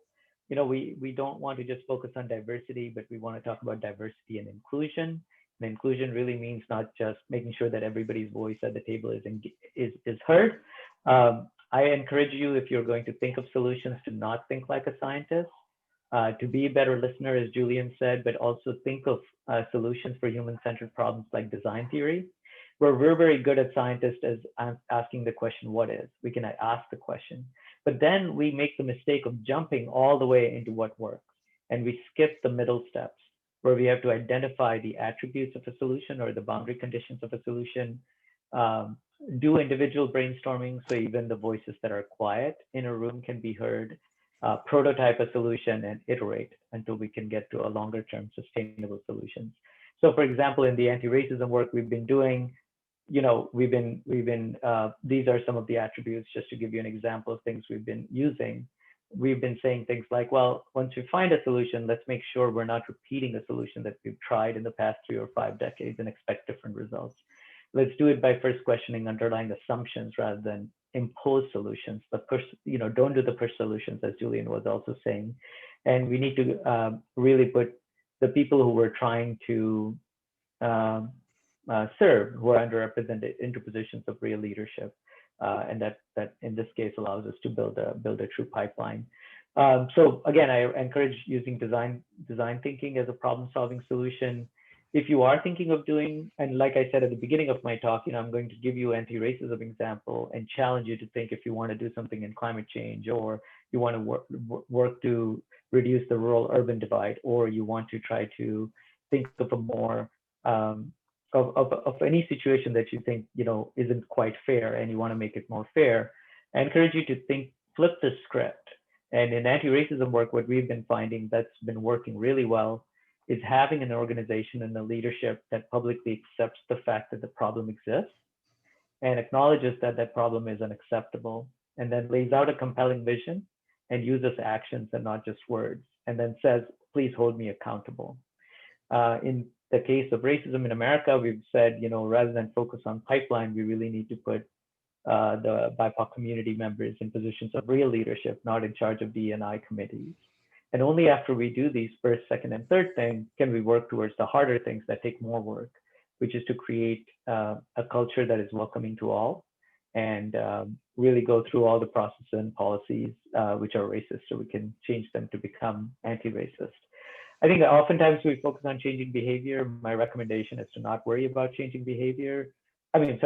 We often focus on changing hearts and minds, and my recommendation is don't focus on that. Focus on changing behavior, changing processes. And we will get lots of things wrong. So we need to really continuously be willing to educate ourselves, reflect, and iterate, which is kind of what the design theory thinking is. So 2 mantras that I'll leave you with that I encourage you to think about is you can't be what you can't see when it comes to equity. So focusing on the pipeline, or thinking if only people were more inspired, if only people were more able to do X, Y, and Z, that tends to reinforce this trope of saying I was smart enough, I was good enough to be able to make it, so why can't you? And that misses on all of the hundreds of people who do get eliminated by the system. So encourage you to really think through this. And the other one is you don't know what you don't know. So again, I think especially those of us who are privileged to live here in America and have access to the resources and the data, et cetera, we need to really just ask the question, hey, what is it that you're really going through if we are going to try to come up with impactful and sustainable solutions? So ask questions, seek to understand and listen, just repeating what Julian said before, shut up and listen. That's the most important lesson, I will say. So I'll stop right there. Almost went to the end of my time, but I'm happy to take a few questions and then carry that forward in discussion later. Great, thank you, Kartik. As usual, virtual round of applause. I still find amusing a year into the pandemic. So who would like to open with the first question or to continue discussion? I guess Richard has a comment in the chat. Start there. Or if he wants to voice. Yeah, I was going to respond to that. Go ahead, Richard. Nothing more to add. It is this huge thing, but Kurt, exactly right. I'm old, right? You can tell, you can see the damage. But I spent my youth, if I wanted to talk on a phone, I stood next to a wall and I was connected to the rest of the nation by a copper wire, which involved digging up large chunks of Utah and Arizona and Chile to get the copper. And most of the world is never going to do that. And they're going to build something better, faster, cheaper, and the opportunity to get off of a fossil fuel system that requires huge pipelines, huge trucks, huge tanks that leak and despoil the groundwater, the potential for explosion, and switch to something that works locally. But it really is going to need seeding, because a whole lot of people at this point do not have a homegrown solar panel industry. Yeah, I like the idea of technological jumps that allow you to skip over, needing that infrastructure. I think from a global security point of view, we're seeing right now with COVID vaccines a really interesting tension in countries like China trying to force WTO to say remove the patent protections. All of this R&D effort that's gone into building COVID, and China is using its homegrown vaccine to exercise sort of soft diplomacy control by giving out vaccines in return for those countries' overseeing its practices. So I think that this problem is just so complex when you add in that aspect of it. I don't have a good answer, which is kind of why I started the nonprofit, to say, well, I can at least work with one country and one group, to start changing things. But if all of us did that, then maybe there's a hope of not worrying about trying to fix everything all at once. We can take little actions. So if we say, well, let's focus on a microgrid in Kenya, maybe that's the way to go, Other questions or thoughts?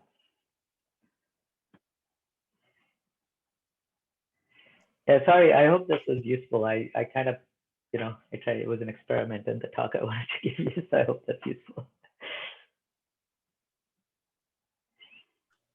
Henry, I'll turn it back to you. Okay, I guess I have one question before we move on. So I guess I see equity, presumably not just a local, it's both a combination of a local and an international issue. So how can we, I guess I ultimately see as, a allocation of resources problem, right? Even getting infrastructure in other countries, how can we pressure our own wealthy government here in the United States to provide that assistance, well, both locally and abroad?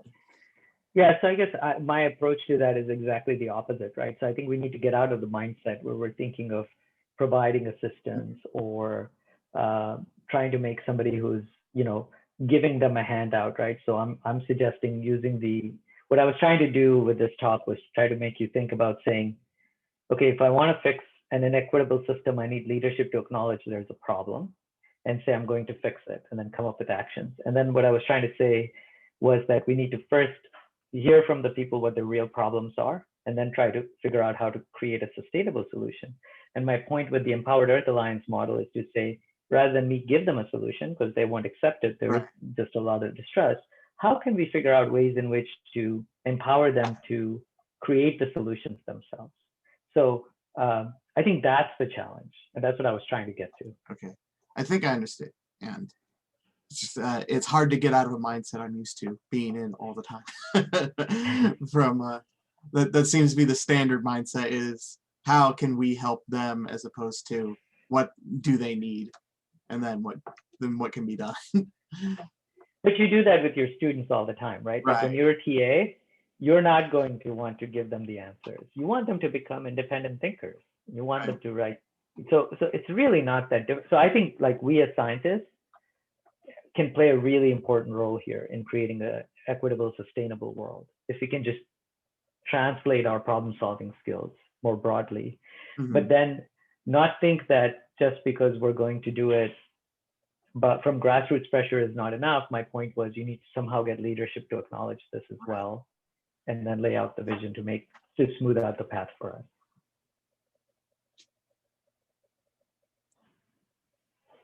Great. Well, I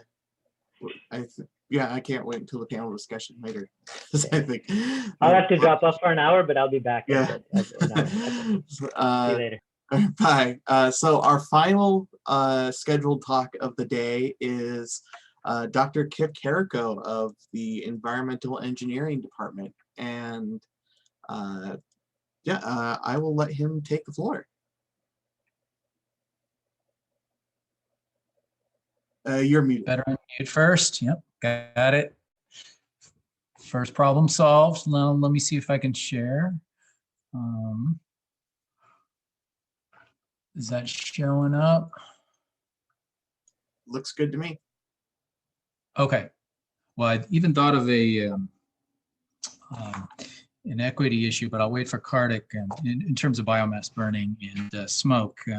It came to mind. I'm going to wait for him to return. But anyway, my area of research is aerosols, and one particular interest area is biomass burning and the particulate matter in particular that is generated from that, and how that impacts visibility, how that impacts climate, and how it impacts human health. And I'd like to acknowledge the students who do all the hard work. One of them is here today, Charlotte, who's a master's student in our program, but there's been many others who have helped out along the way. And then we have collaborators, Los Alamos, Michigan Tech, and private company Aerodyne. So this picture here was actually from my front porch, well, 4 years ago, 5 years almost now, and was a pretty small fire down by the Rio.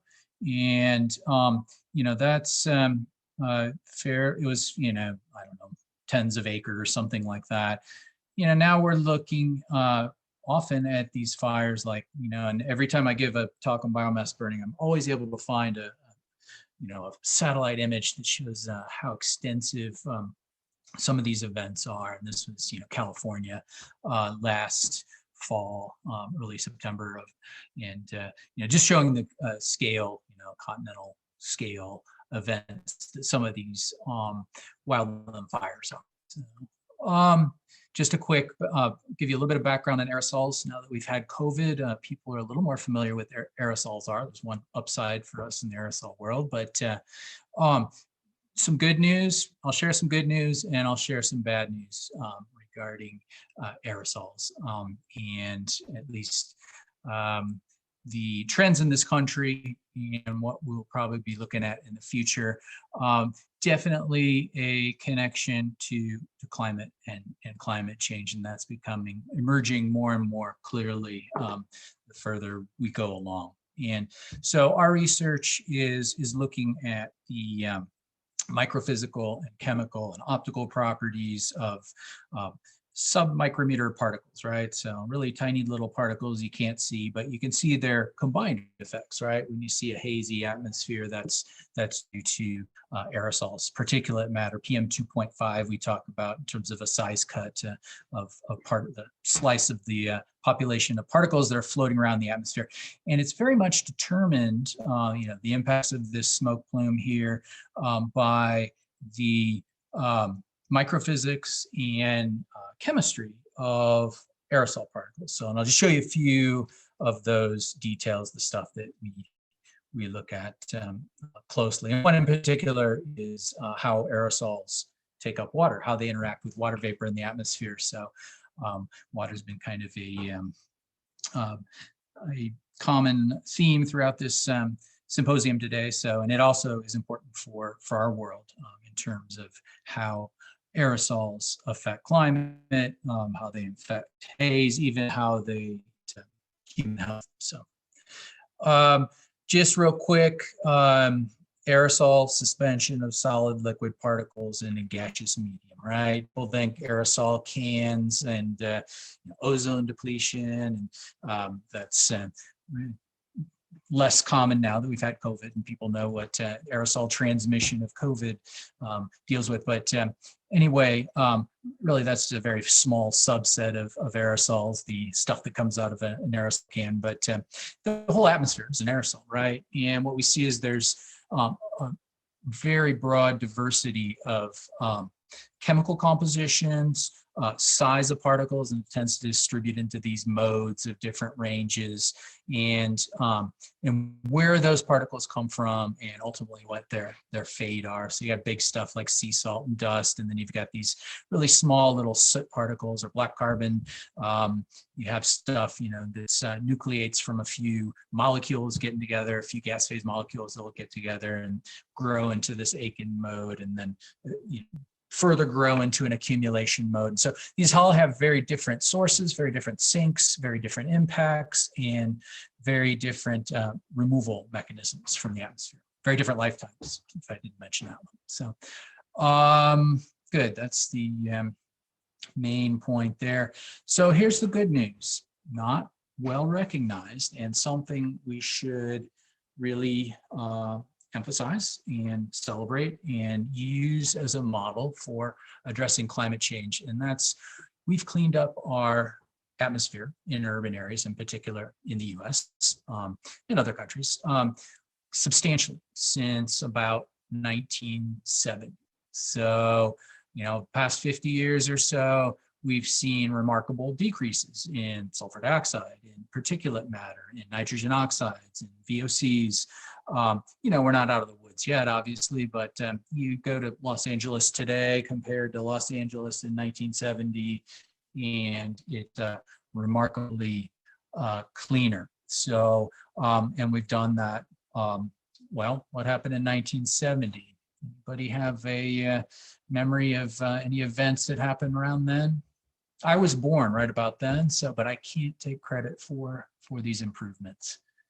That was when the EPA was established, when the Clean Air Act was passed, and subsequent revisions and additions to that over the, but anyway, it worked. The Clean Air Act worked. We've improved our air quality in the US in urban areas substantially since, particularly compared to the direction it was going the first half of the 20th century. And it's a real model, and there's other models too. The improvement related to stratospheric ozone depletion.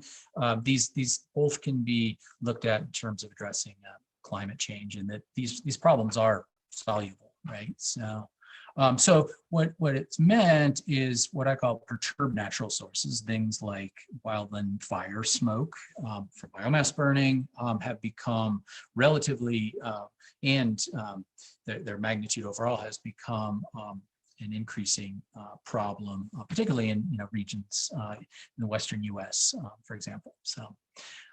Just to illustrate improvements, so this is the improved network, and not a good name for that, I guess.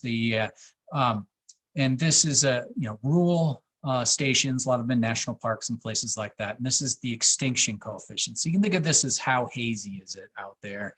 And this is just a 10-year change from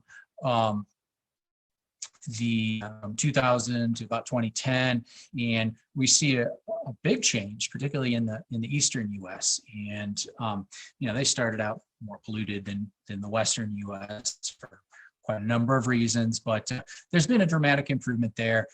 Probably some improvement in the west, but there's been some areas where we've started to see some backtracking, and a lot of that is related to biomass burning. Anyway, you can kind of see this is the haziest time period, 20% haziest, and essentially all downward trends in the east. Remember, they started out hazier than we were in the west, but the trends a little bit more mixed in the western U.S. And there's certainly some areas where, because of the episodic effects from biomass burning, the air quality has degraded. So I don't think I need to explain a lot in terms of what we've seen in global average temperature, about 1 degree Celsius, most of that in the last 50 years or so. And, whatever metric you want to look at, the top 10 warmest years on record have all occurred since 2000. Anyway, the planet is rising in temperature. It's not going to be just a slow, continuous monotonic increase. It's going to be some ups and downs. It's going to follow the path that your dog takes up the hill, not the path you take up the hill, as I've heard it said, right? It's going to be up, down, side to side, that kind of thing. But anyway, so 1 degree Celsius doesn't sound like a lot. If I walked into this room, I probably couldn't tell you if it was 20 or 21 Celsius.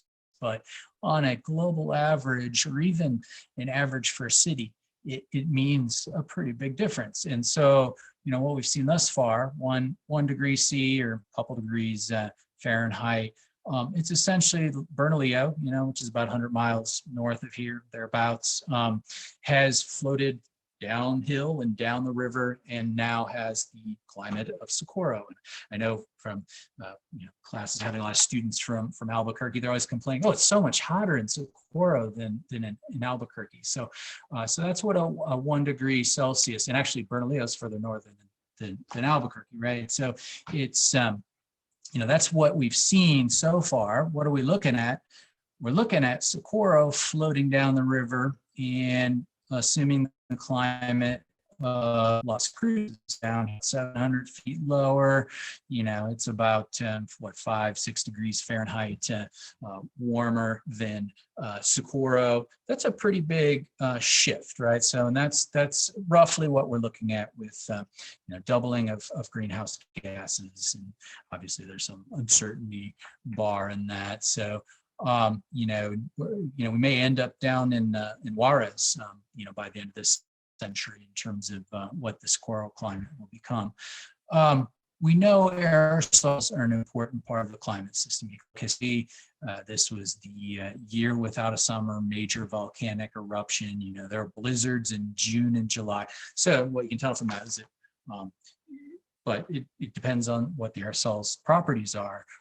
Net cooling impact, right? We ejected a lot of SO2 into the stratosphere, and it formed sulfate aerosols that hung around for a year or two up there and caused dramatic cooling for a year or two, 3 years, something on that order. And it was hundreds of thousands of deaths and crop failures and starvation, and it was not a good thing, right? So this is also, somebody brought up the geoengineering schemes of, reflecting some of the sunlight. I mean, this is exactly the evidence that, it does work, but it's fraught with a lot of uncertainties and downsides. It makes it one of my least favorite responses to climate change. But anyway, when you look at how important are aerosols to climate. So greenhouse gases up here, this is IPCC. You may have seen this bar chart before, but it's comparing the radiative forcing. What's the tweak in the energy balance at the top of the atmosphere? So 0 is nothing.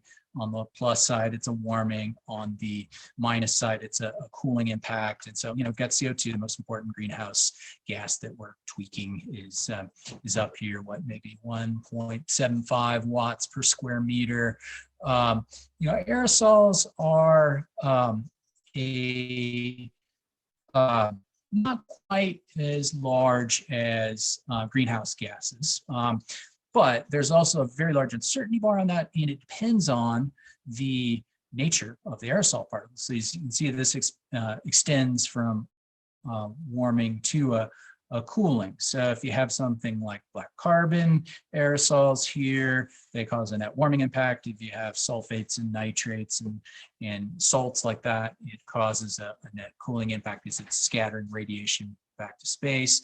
Then when you start talking about cloud impacts, it really gets uncertainties. You need aerosol particles for cloud formation. So they affect the cloud lifetime properties, whether they precipitate or not, all those things. So you add them all up here, and we're a couple, maybe 2.5 watts per square meter by present day in terms of the total forcing from all the tweaks, all the knobs we're turning on the system. So, what's a couple watts per square meter amongst friends, right? It's 1370 at the top of the atmosphere. So it's pretty small quantity.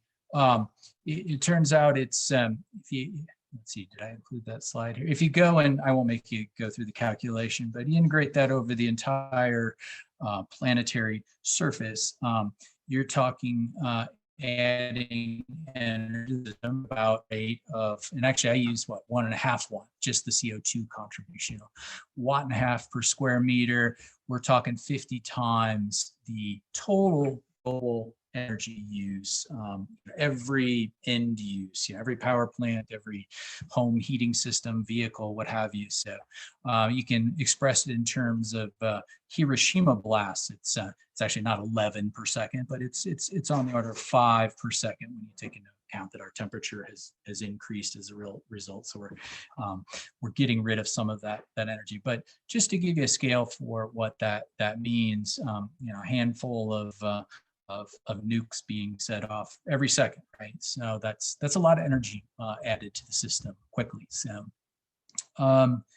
let's see. Oh, I did want to mention the cloud impacts here. Biomass burning aerosols.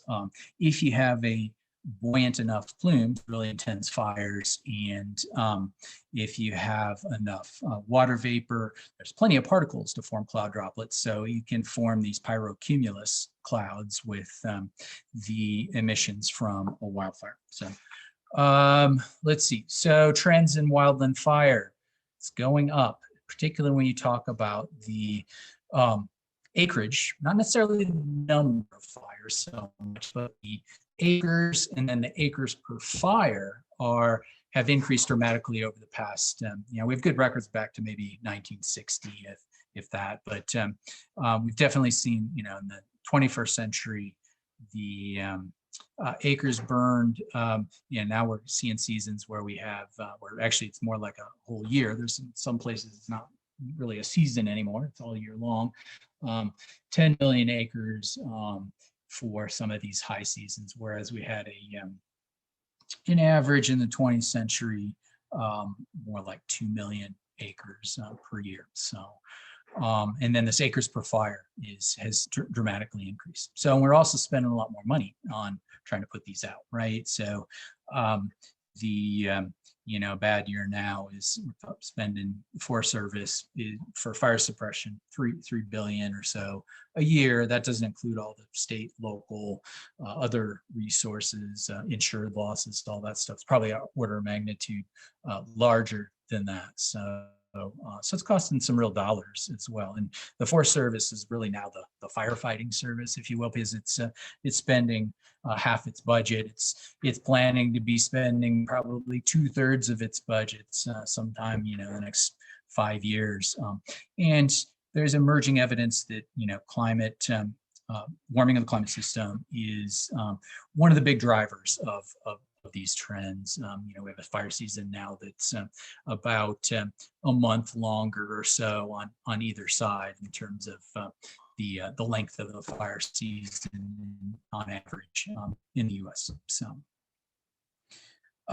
this is also impacting air quality. So last 10 years or so, the number of people exposed to hazardous, very unhealthy or unhealthy air has, we've seen some large increases in those. And so, there's a lot of factors that go into that besides climate change. We're living more in the wildland urban interface, and this longer season and these more intense wildland fire events are definitely a contributor to air quality exposure. So, okay, let's see, where are we? A lot of research coming out that's linking the climatic trends globally to the trends in wildfire that we're seeing in the US. And this isn't necessarily the same everywhere either. There are places, somebody showed a map of places that are getting wetter and tropical areas. There are places that are seeing less incidents of fire as well. But when you talk about the mid latitudes and up in, we're starting to see in the boreal forests increasing trends for wildfire and increasing aerosol emissions as a result. So I'm going to skip that one for now. Show you this one. So this is a big driver in what we see. We generally have pretty good air quality in New Mexico, and when we do have episodes, it's due to regional, the continental wildland fire events. The orange here is particulate organic matter. The black down here is elemental carbon. So it's either smoke or dust. And we tend to see that peak in May into June. And these error bars extend way off the scale here. And that's because, some years we have very big fire years and some years we don't. And so this organic material and some of this black carbon and that peak here in June is the wildland fire signature in this is down the road here, Bosque del Apache, about 20 miles south here. It's one of those improved stations. So when we look at aerosols and how they impact climate, there's a whole range of parameters. This is just a real simple one-line model of what the aerosol radiative forcing is. Of course, it depends on transmission in the atmosphere and cloud cover and how much gets scattered back to space, how much radiation scattered back to space. Some of the ones that we're interested in, well, the backscatter fraction is one of those. Another one is aerosol single scattering albedo, which is essentially a measure of how bright the aerosol is. Is it a dark sooty aerosol or is it a bright white aerosol? Aerosol optical depth is essentially the thickness of the aerosol layer in optical terms. And these are some of the parameters that we're able to measure in the aerosol world. So this single scattering albedo, it really determines, it's a big driver of whether an aerosol causes a net warming or a net cooling impacts of this very bright white smoke plume here is backscattering radiation. And so it's a net cooling impact. This very dark sooty aerosol is absorbing incoming solar radiation and causes a net warming impact. So there's a whole range of parameters that we're interested in. A couple others I'll mention here. I did already mention scattering and absorption coefficient, right? It's a measure of how hazy the atmosphere is. So the scattering part is how much do they reflect. The absorption part is how much do they absorb. And then this single scattering albedo is a intensive parameter that characterizes that brightness or darkness of the aerosol. And another one that I mentioned, the water uptake and how water vapor influences aerosol properties. That's something of strong interest to us, and we've done measurements related to how these parameters all change with changes in relative humidity. So in the end, these are all important parameters that have to be put into climate models if you want to portray the aerosol effect accurately in a climate model. So let's see. I think time-wise, maybe I will skip this one. Come back to it and show the animation if we have time. But so I mentioned water vapor and the aerosols. Some aerosols are hygroscopic. Right? They love water. They'll take up water as the humidity increases. So this is potassium chloride, just laboratory measurements of that, and it's actually an important component of biomass smoke. And it's a strongly hygroscopic salt. So you get to deliquescence point, and changes from a dry particle into a saturated droplet. And then with further increases in humidity, you see further growth. And so there's a diameter growth factor here on the y-axis and relative humidity on the x-axis. And it follows a different pathway back down. There's a hysteresis effect where it stays as a supersaturated droplet until you get to a crystallization humidity down here about 50% for potassium chloride. So as you can see, it's changing by what, factor 2, probably about a factor of 3 as you start getting up here in the 90% humidity range. And so that particle growth has a lot of effects. Obviously a dry particle and a solution droplet behave very differently chemically and physically, but that increased cross-sectional area and changes in its scattering efficiency as well as its absorption efficiency will cause it to have greater light scattering and in some cases increased light absorption. And it's very dependent on the aerosol chemical composition. So they got this nice hygroscopic salt like sodium chloride.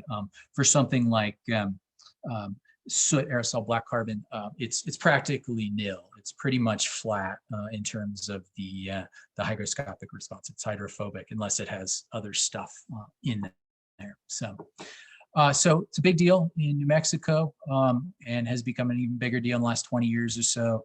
Wildland fire, there you can see a nice pyrocumulus cloud forming. That's the, I think that's Whitewater Baldy fire. no, maybe that's Cerro Grande up by Los Alamos. But anyway, we've had our biggest events all have been in the last 20 years or so, the biggest recorded events in terms of size, acreage. So as you can see, this is pretty obvious from satellite measurements, the scale of this plume.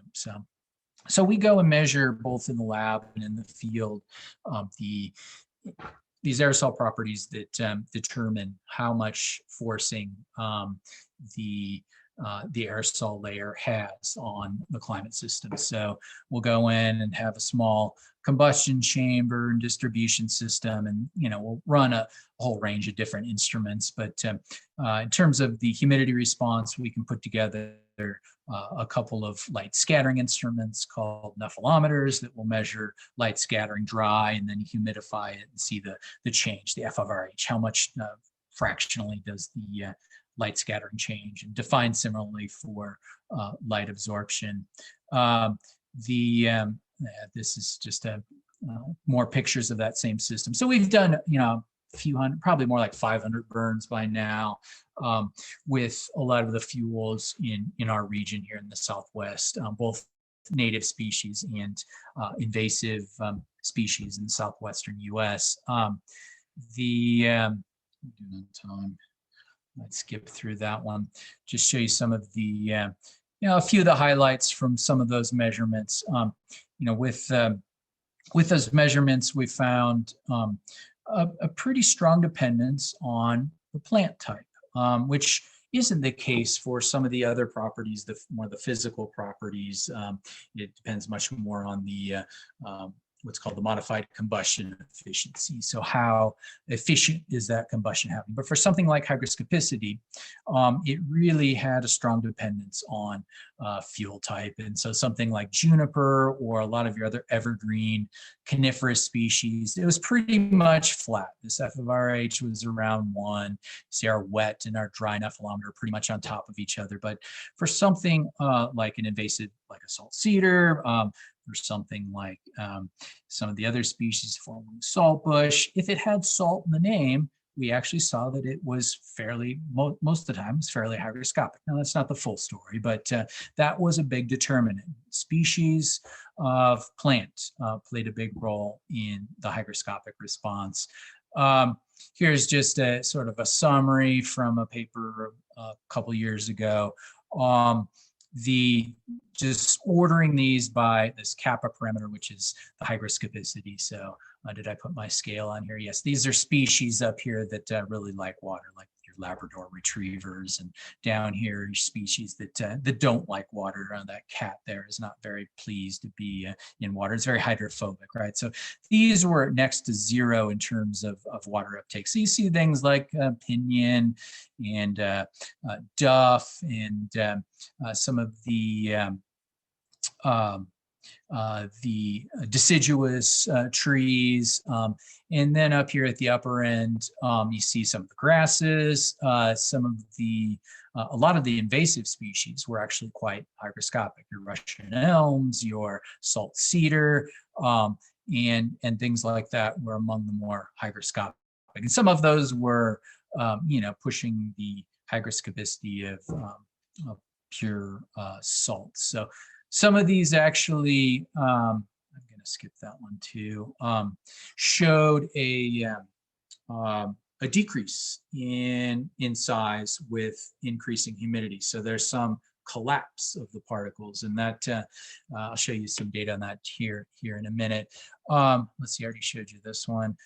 So in the end, we kind of categorize, we came up with the categorization just in terms of plant phenotype, where these evergreen coniferous species is dominated by organic and elemental carbon in the smoke from those species. And that stuff just didn't take up much water, no matter how we burn that. And then as you get into some of these halophytic and salt tolerant species, we tended to see stronger hygroscopic response. And then combustion properties as well played a role. And so sort of these lower combustion temperature experiments generally had less strong hygroscopic response than the higher temperature, So it takes having that inorganic component in the fuel, first of all, your potassium chloride, your other salt species, and then it takes a high temperature combustion conditions to volatilize that and produce a hygroscopic aerosol. So, oh, here's the one I want to show you with the, this one during the first part. So this is a time series here, our 2 nephelometer traces, the wet and the dry instrument. And we actually had this period with less than 1 for the hygroscopic response for a good 10 minutes or so. And so it was very different combustion conditions, where one of these was about 400 C, was more glowing combustion, whereas this was a higher temperature flaming combustion. So when we see this shrinkage here, what it typically has to do with is you have these agglomerated sooty particles that'll probably have some inorganic, some stuff that likes water on there. And when they do take up water, they'll collapse down into a more of a spherical shape. And so you'll see this shrinkage in the light scattering with increase. And then after you continue increasing the humidity, it will continue to take up water beyond that. And this is difficult to model when you have this, sometimes you'll have this insoluble core of black carbon with this a layer of organic carbon, or a layer that has liquid water with dissolved species on the outside of that. So that can be a little tricky to model. So one thing we did note from some of the early experiments, so here's, this pinyon, not much going on in terms of water uptake. This one was interesting, Siberian elm, deciduous, it's an invasive species. It depended on where we took that fuel from. So we took this one from Socorro near the river, kind of the river bottom area, and there was quite a strong water uptake, whereas this one taken in a more alpine environment showed little water uptake. So that led to one of the next things we wanted to look at was, okay, well, we know the plant's important. We know the combustion conditions can enhance or diminish that hygroscopicity of the aerosol.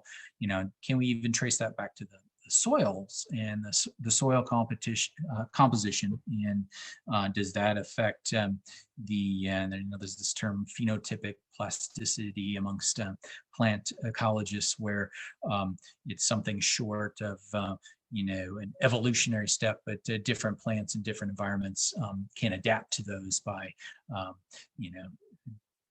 essentially becoming more salt tolerant, for example, if they're in a salty region. So that was something we wanted to try to trace that back to the soil composition itself, driving what gets into the plant, which drives what gets into the smoke. So I think we went over these rules. Essentially, that was sort of the framework we figured out. So this is what we've been doing, is taking some samples from various environments. This is one of them, the Salt Lakes area. It's about an hour and a half northeast of here by Estancia. And then, we've taken more alpine samples, and we're also taking soil samples at the same time. So we've got the plants, we've got the soils, we can burn the plants, we can measure the aerosols. Is there a big relationship between those? So one of the newer instruments we've put together, I mentioned that scattering versus absorption distinction, and whether it's a cooling or a warming impact. And so we now have an instrument that measures both light extinction and light scattering. This is something we're working on with Los Alamos. And so this single instrument has it's called a cavity assisted phase shift instrument. So it bounces light back and forth between these mirrors and looks at the phase shift in that. And by that measurement, it's able to determine the light extinction of the aerosol passing through this tube. And then it also has this reflective sphere around it, where you have a detector that can can measure how much light is scattered by the aerosol in that tube. And so by the difference between those two, you can get light absorption, and you can get the single scattering albedo. So we've put that into a humidity controlled system. We kind of took the nephelometer based system and adapted it to this instrument. We only had one of them, so we had to kind of switch back and forth between a dry and a humid line. But in the end, we're able to measure the light extinction and light scattering, and modulate the relative humidity to see the impacts on both of those pieces. In the past, we just kind of assume that aerosol, an absorbing component like that is hydrophobic, so it doesn't take up or so it for absorption would be constant. It wouldn't change with humidity, but so this just shows some of the test aerosols that we use. My internet connection's unstable. Hopefully you can still hear me.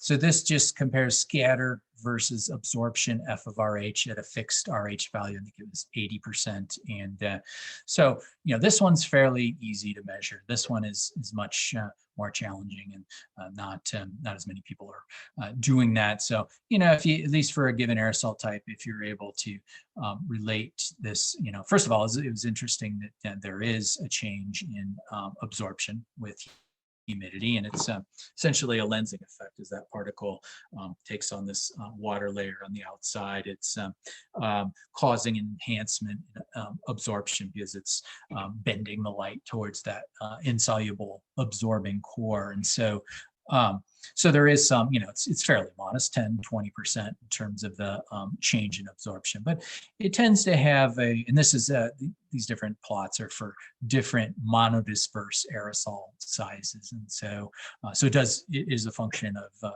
of size as well. So one more thing I wanted to mention, we do some ambient measurements and field studies from time to time. This was actually an event we captured in Socorro a couple of years back, so we started this big smoke event. It lasted over an afternoon or something like that. And so at its peak, here's the 24-hour PM 2.5 standard, 35 micrograms per cubic meter. So, we were up here at around 250. So, almost a factor of 10 greater than the 24-hour standard, at least during these, 6 or 8 hours over which it occurred. And so it was a pretty noticeable event. So, we started to look at, we had these wildfires in Arizona that were happening. And as we looked into it a little closer, we figured out it was actually a prescribed burn down at the Bosque, about 20 miles to the southeast of us. And it was that's something they have to always plan for and prepare and do smoke management plans and what have you. But I think as we go along, and I'm a big fan of doing prescribed burning, you think, oh, it's going to ruin our air quality, but I'd rather have these small changes in these small bite-sized changes in air quality than these major wildland fire events. And this, we need to reintroduce fire to the landscape and manage it better. But we are going to be faced, I think, with increasing impacts from smoke, both from wildland fire and probably from some of the prescribed burning that's going to need to happen in our forests. So I'll wrap it up here pretty soon. The aerosol particles important for atmospheric light extinction. That in turn determines the visibility. It determines climate impacts. It relates to human health impacts. There's a whole host of effects, but over the past 50 years, we've been able to reduce our anthropogenic emissions of aerosols, at least, right? Not greenhouse gases. We're still working on that one, but aerosols, we've definitely cleaned up the picture. Not out of the woods by any stretch, but we're on the right path, and I think the rest of the world is as well following that path, or starting to at least. So we've decrease the importance of some of these anthropogenic components, but at the same time, we've perturbed some of these natural sources. I didn't get into wind-blown dust, desert dust, but that's another one where we've kind of tweaked the system a bit in terms of emissions of mineral dust aerosols into the atmosphere. So I showed you a few of the results with our biomass burning experiments, and yeah, I think in the end, these perturbed natural sources are going to become a bigger part of the picture in terms of air quality, particularly in certain regions like the Western US, but also the Southeastern US, because they do a lot of prescribed burning there. And they've had a few events as well in the last decade or two, like the big fire in Tennessee from a few years ago. And so it's also going to, Florida, they have their issues with burning as well. So so we get these emissions, things change as well. It's not static in the atmosphere. Over time, the aerosol properties change, the composition, the size, the refractive index, which determines the optical properties of the aerosols, and that impacts both the direct aerosol effect, in terms of haze layer, but also the cloud properties as well, and impacts how it impacts human health. So these then can feed back as well in terms of our changing climate and how that's changing our distribution of fuels, because that fuel distribution will in turn affect both the quantity and quality of the emissions from biomass burning. So here's just one example of how things change with aging. We have an instrument, a flow-through instrument, where it has these big UV lamps and can simulate a few days in the atmosphere, with a minute inside this chamber. And so this is light absorption as a function of wavelength, blue, green, red. And when we turn on the aging chamber, you see that wavelength dependence collapses. So it starts out as what's called brown carbon, which it actually does look kind of brown if you collect it on a filter. It scatters, or it absorbs in the short wavelength more strongly than a BC, a black carbon aerosol would. And so, but as we age that aerosol, it actually bleaches it out and causes that wavelength dependence to collapse. So this is an instrument they have at Los Alamos, which we do a lot of work with the aerosol group there. So the also linked to climate change in terms of how our forests change. This is a quote from Craig Allen of the USGS that the future, especially in our region here, is looking shrubbier, right? We've had these stand replacing fires in Santa Fe National Forest, and back like it was before. It's coming back more as shrubland, and so that has some implications as well in terms of, okay, well, when these burn the next time, what's being emitted from those is going to look considerably different. So I've my acknowledgements up there, and take any questions you guys might have.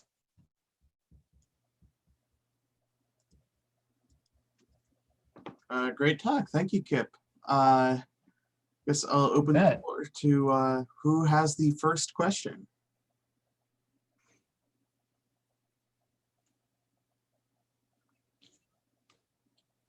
And sorry, I've been feeling a little under the COVID, and I had my second shot yesterday, so I'm feeling it. So yeah, I know a couple people who got their second shot yesterday. And yeah, mine was yesterday morning. So yeah. Kartik said he got his second shot today, or yesterday as well. So great. Yeah. But it's worth it. Yes, for sure. Okay, so we have a question in chat some from Charlotte. Charlotte, I think I know her. Yeah, parts of the I plant. think you mentioned that. Depends on which fuel you were talking about, because we would sometimes separate the woody material from the leafy material. Sometimes we do it as the whole plant, or some, we'd have to, we're doing fairly small combustion experiments and have to grind our fuels. So sometimes we would do the entire plant material, but sometimes we try to separate the woody material from the leafy material. I would say in general, the leafy stuff tended to have a stronger hygroscopic response, just in terms of, a lot of the halophytic species, they kind of accumulate salts and excrete them through their leaves, plus also the leafy material would at times burn hotter than the times we had a hard time even getting the woody stuff to ignite. So yeah, it's dependent on the experiment. So we tried to vary it a bit. So other questions? If not, I can show you the animation back here that we skipped over. Hopefully, if it works here. Can you guys see my screen still? Yes. Okay, here, I'll blow it up.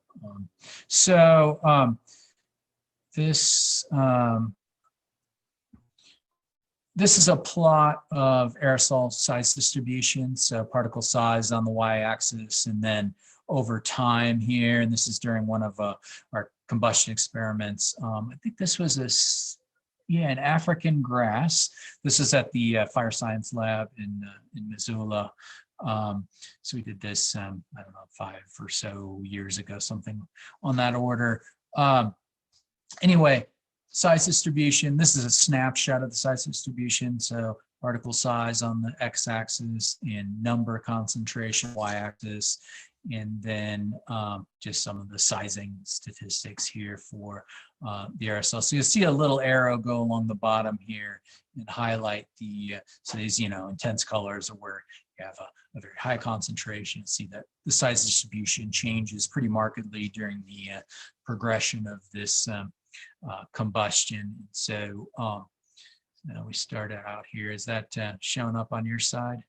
Things are changing. Okay, we ignite the fire. We see this rapid increase of, say 20 nanometer particles with this intense flaming phase. And so here we are here kind of fully in a flaming phase here where it's 10, 20 nanometer size particles. But then as you see, as the fire progresses, there's sort of a smoldering zone behind that. You'll start to see these larger particles, the second mode, coming into play here, and a shift towards larger sizes as there's more smoldering combustion. Then it switches back here as it hits this kind of second bunch of grass to a more flaming phase, smaller particle sizes, and then it just starts to fall apart. You see the size distribution shift to larger sizes. And even though there's not much happening right now visually, there's still substantial emissions from the smoldering fire that's left behind, and it's shifted out to 40, 50 nanometer sizes. So hopefully that came through on your end. Any other questions? A lot of times I hear, I'll ask you guys a question. There's been various contentions made that our trends in wildland fire are related to our forest management, right? We haven't been raking the forests and that sort of thing. Which there is certainly an element to that, we need to do a better job at managing our forest lands, our wildlands. And we spent the better part of a century, the policy was all fires out by 10 a.m., right? Suppressing fires. And it did allow some regions to become denser fuels, as well as dead fuels on the forest floor that were more prone to to events. So, there is some truth that we do need to do a better job of managing those forest areas. But there's a price to pay for that, for sure. It's excuse me. If you look at okay, there's 200 million acres or so that the Forest Service manages, and say we wanted to go and treat 5% of that a year, and that's 10 million acres. That's about a big wildland fire year. There's a pretty substantial cost of doing that. If you've ever been to one of these wildland prescribed burns, they have a crew of 10 people on that. They have to plan those, months in advance, and do meteorology and look at smoke transport, and obviously all sorts of health and safety stuff. And so when you add it up, it's maybe $1,000, couple $3,000 even dollars per acre. So if we go and do 5% of our Forest Service land per year, we're talking about 15 billion a year. That's essentially 4 more U.S. Forest Service to take care of that. So that hasn't been the direction that the Forest Service budget has been going the last decade or two. So it's a daunting problem for sure. So, questions? Everybody's tired. This is great. Don't get me started. This is, I guess, kind of an open-ended question. Sure. So when we were talking about prescribed burning, what kinds of methods can we look at to make sure that's done more readily and safely? Because, say, take a look at California. People are very eager to expand into areas that need to burn at this point. Yeah, right. Well, that's probably part of it, is a little more sane land use management. It's the same thing as, are we going to keep moving back to rebuild in places that have flooded multiple times? I think some of those same issues are going to come up with, people rebuilding, and they call the WUI, right? The wildland urban interface, and Paradise, California, right? Has rebuilt. Is that a sane thing to do? I'm not sure. I think there's going to have to be some tough decisions in terms of what they talk about managed retreat from coastal areas. There's probably some areas of the mountainous west that may have to look at similar things from a wildland fire perspective. I don't know. We'll see. So it's going to be a tough nut to crack for sure. But yeah, in terms of the prescribed burning, there's a lot of ways you can do that. We all have heard the stories of the prescribed burns that have gotten out of control and caused wildland fires that were unintended and caused destruction and deaths, and those are tragic for sure. And they take every precaution they can, but you're playing with fire when you're doing prescribed burning. So there's risk involved, whatever the case. In terms of air quality, they'll tend to do it when you have good dispersion characteristics, right? You'll have enough vertical mixing to enough, that the winds aren't, it's not going to be dead calm, so all the smoke accumulates in one region, kind of thing. So they can, certainly choose when those fires happen, so that it's, not only,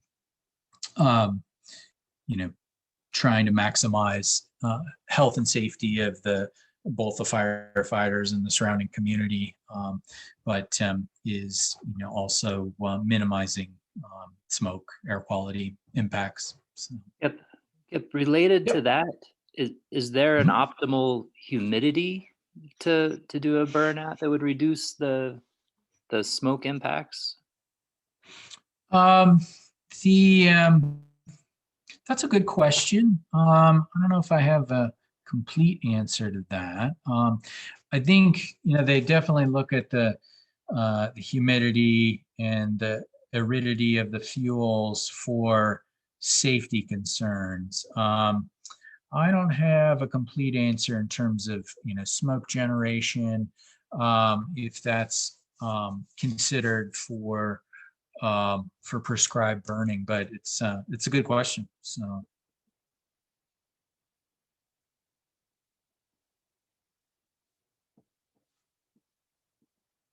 I'm writing it down. And I had an unrelated question about the aging of the particles, the brown matter.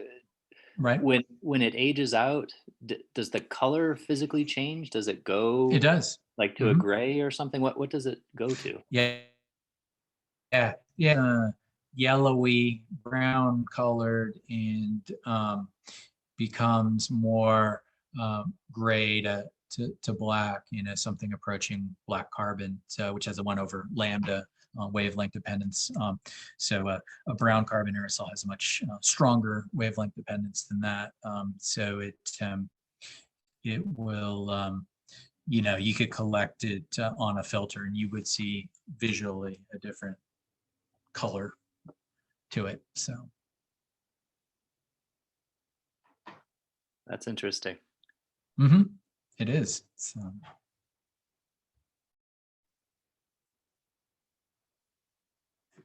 And I can even tell that, and I'm colorblind. So there you go. Well, I guess we're at 4 o'clock here. So. And so for does anyone have any other questions, I guess, before I keep rolling on?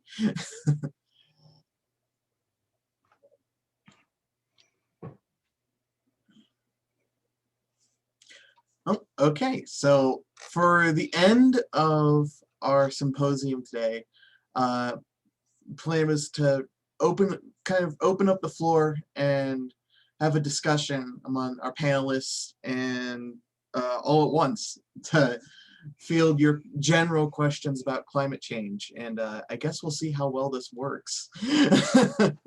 So I've never seen this done via Zoom. I've normally just had meetings on Zoom. So who does anyone want to field first question to our panelists? And we'll hopefully have a couple more returning as we get going.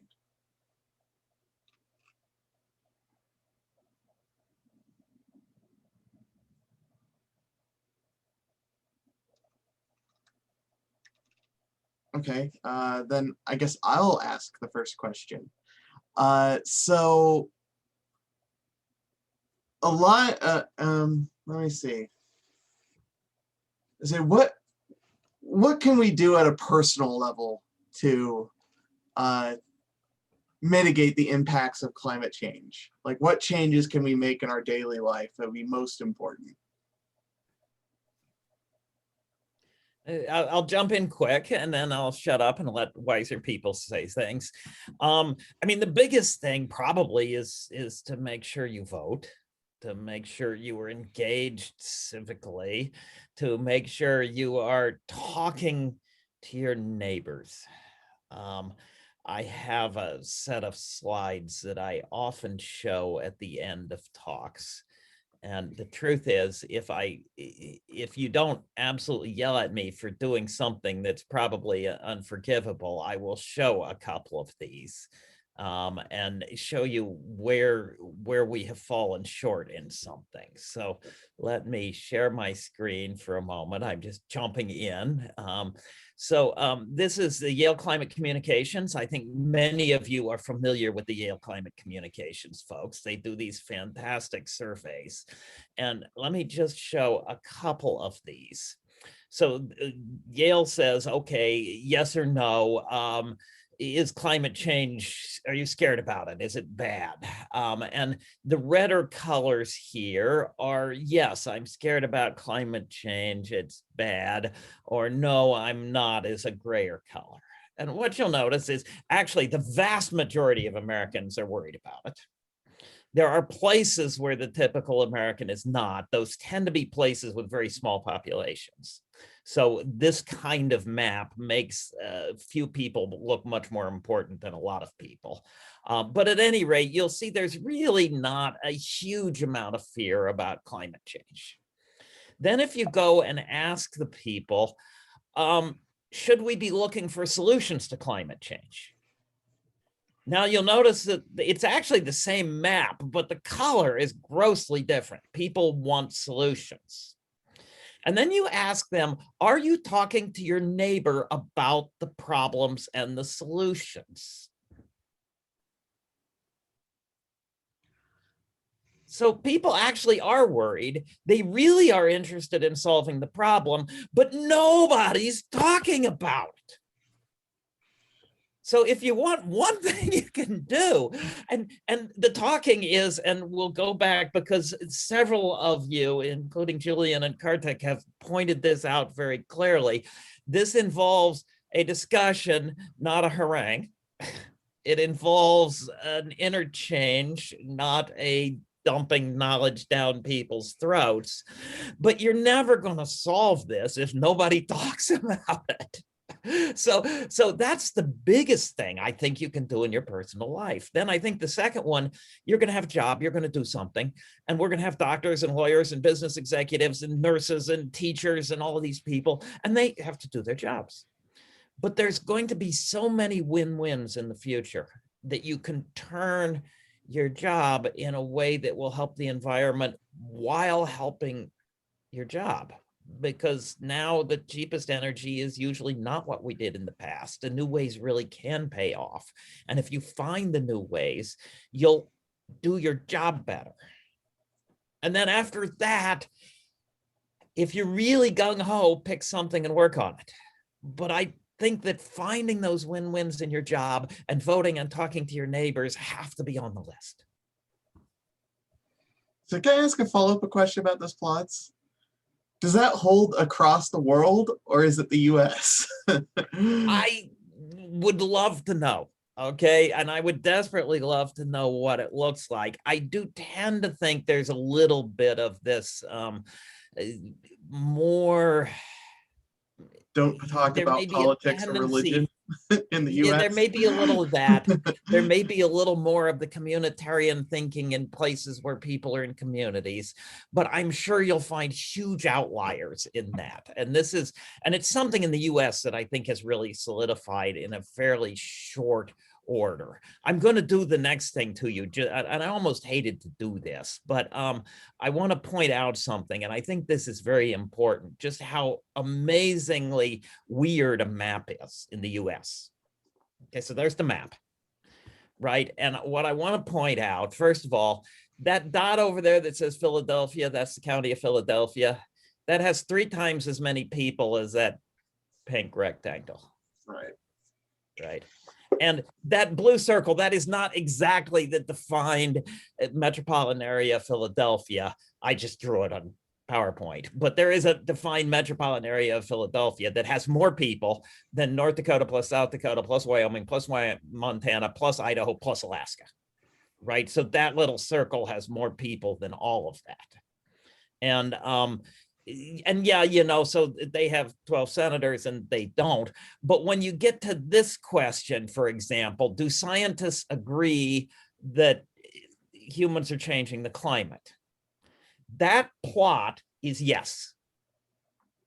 There are more people in the yellow on that plot than there are in the gray. But what does your eye do? It says right? no one agrees. It's obvious that America says no, and in fact, America says yes. Okay, it's truly, maps are bizarre warping of the way we view the world. Sorry. My first response to your question, Henry, is the exact same. Like policy is so important to this that things need to scale, and so to the extent that you as a citizen and a voter can influence policy, that's the most bang for the buck. And then beyond that, you can do things like, you know, eating less meat and also good things. But yeah, I think just like Richard said, social engagement is the key. The COVID shutdown really nails it. And you're right, Dan. We stayed at home with our hands folded rather than going out and doing things. And there's going to be just a little low in CO2, but it was not anywhere close to solving the problem. And so, yeah, we have a car, which my wife drives, and I ride a bicycle, and I've been doing this for you know, a long time, that I very rarely drive. And then I get on the plane and I go to, I used to before COVID, get on a plane and go to a meeting, and I'm screwed. Doing enough by personal choice to make a real difference is hard. What you do though, right? And Dan, your point was hugely important, right? So people, if we ate lower in the food chain, we'd be healthier and the world would be healthier. And what you find, and you know this, what you find is that when there are good alternatives, people choose them. And so the sort of, if you pick something, I'm going to learn how to use the bicycle, that means I have to go to the township council and yell at them because there's nowhere to ride my bicycle. And then, you know, so if you pick something to work on, you move it from the bleeding edge to the leading edge.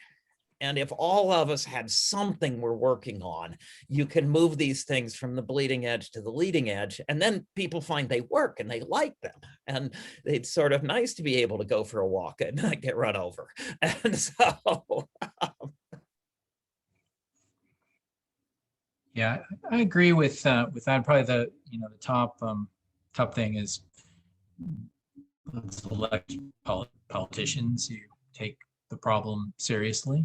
That's probably our first and best, getting involved in the policy. And I'm going to share an article from a few years ago that was, you know, asked that question: what are the individual actions that, you know, it was a controversial paper, but it was, you know, fairly, you know, extensively researched and doing a full lifetime cycle analysis. And I give this one to my students as a discussion point. I don't know if other folks are familiar with this. It was Wines, I think. Yeah, Wines and Nicholas from 2017. So they looked at this, the question of what can you do? And it depends on where you are, what country you're in. And, you know, they looked at, this was sort of the top ones they looked at. There were others that they considered that just didn't make a huge impact. But you know, you look at what, well, as you can see, the broken scale here, the number of mouths to feed is probably the one of the biggest ones that an individual has determination over. And there again, it depends on if that person is Japan or USA, because they attributed, I think, you know, you got half the emissions associated with offspring. So that's definitely a big one. And, you know, certainly with a person in the developed world, our progeny are having more impacts than the developing world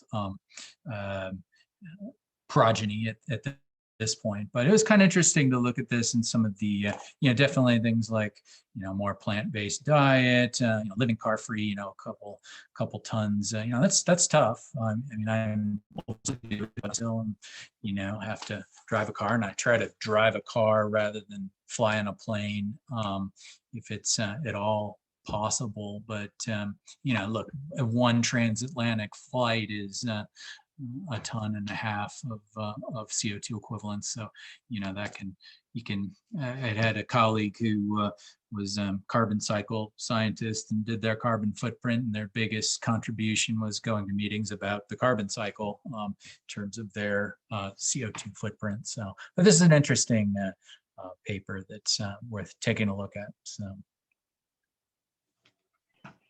can you put that in the chat, Kip? That'd be great. Sure. I think we shouldn't think of this graph as an either or problem, but an and problem, to see what are all of the things that you can do on that graph. So, I think that I think it's a false narrative to say, well, I'm riding a bicycle, or I have a plant-based diet, therefore I'm done, So I think that's the way we should be framing this conversation. Do every single one of those things Here, I'll that you give can. yeah, right, for sure.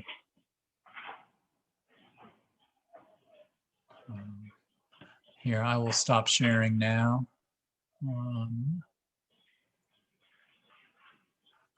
And I'll give you the DOI for that. Thanks.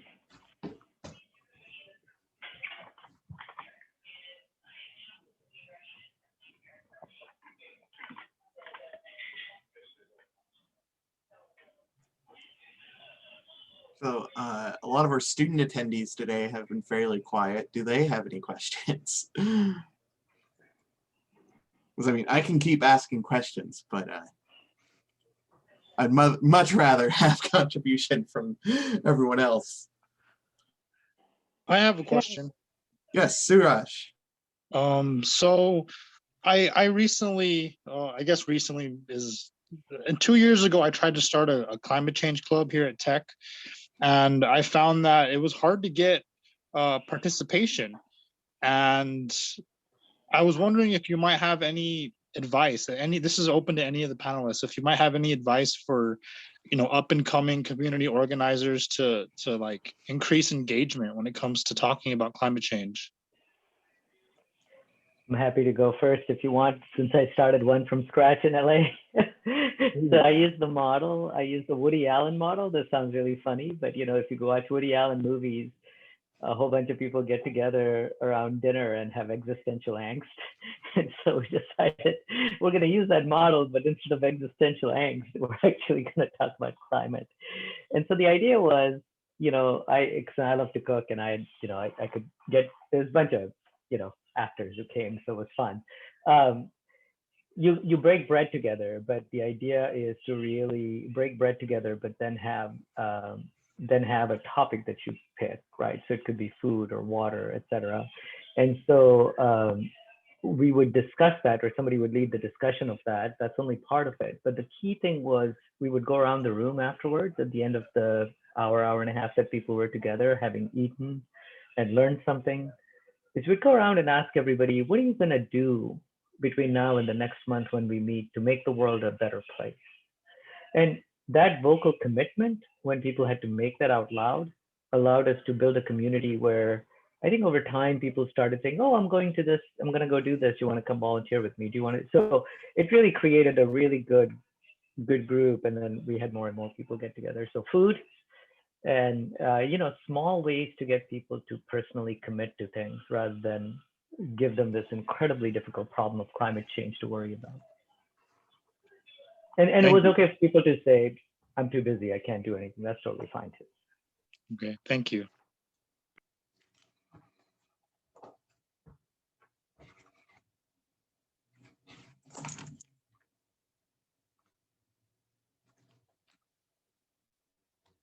Yeah, I think it's tough to get people out of their day-to-day lives and think about and work on these sort of longer term issues with, where there's not an immediate payoff. So, and there's immediate cost and you feel it.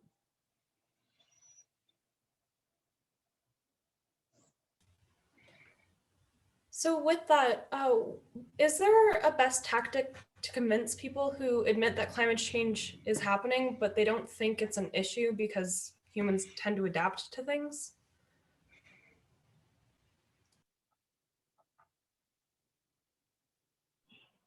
Yeah, so Jessica, I'll just say what I said before, which is if you try to go for hearts and minds, it's very difficult.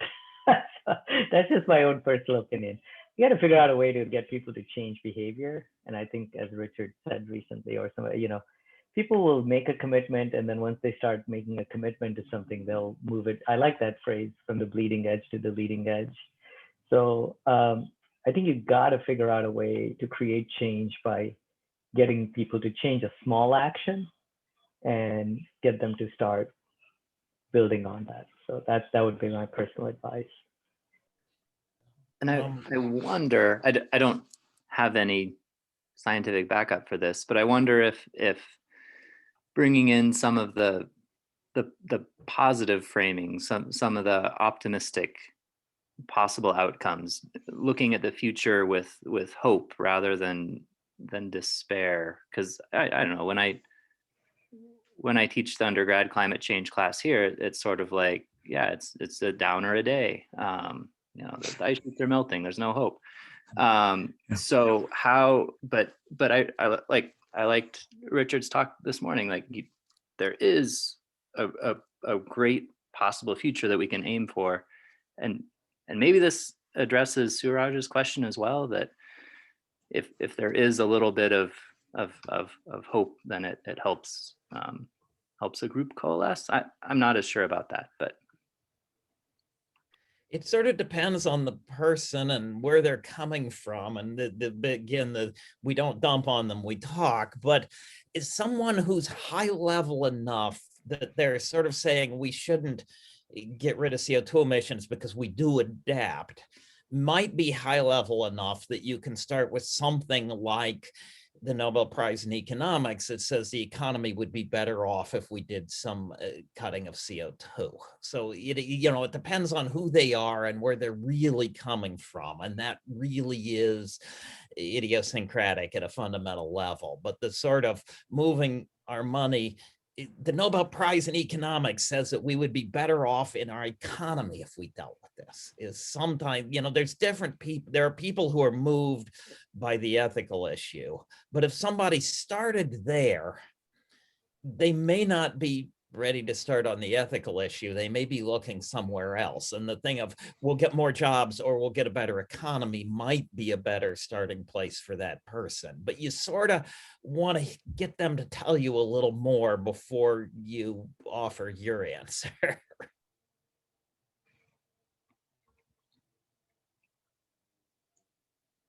I'll I was share. going to say, Jessica. one. Oh, sorry. Kip, go ahead. Go ahead. Go ahead. Oh, Oh, just I a was quick just had note. a- I was gonna say maybe the thing for Suraj and Jessica to look at might be to see how the young people have done it. So take a look at the Sunshine Movement and look at how Greta Thunberg and others have really mobilized. So there might be some lessons learned because they've done such an incredible job. Like my hope is with that generation. So, sorry, Kip. Oh, that's okay. I have let me share one slide that kind of goes along this. If there's people who are skeptical or cynical or it's natural cycles or whatever their counter argument, I've used this sort of you can make the argument that humans aren't changing climate. Just realize what you're arguing against. Saying 97% of atmospheric scientists are wrong. It's probably more than that, but you're saying that every major scientific body and professional organization is wrong. HQ, ACS, on down the line.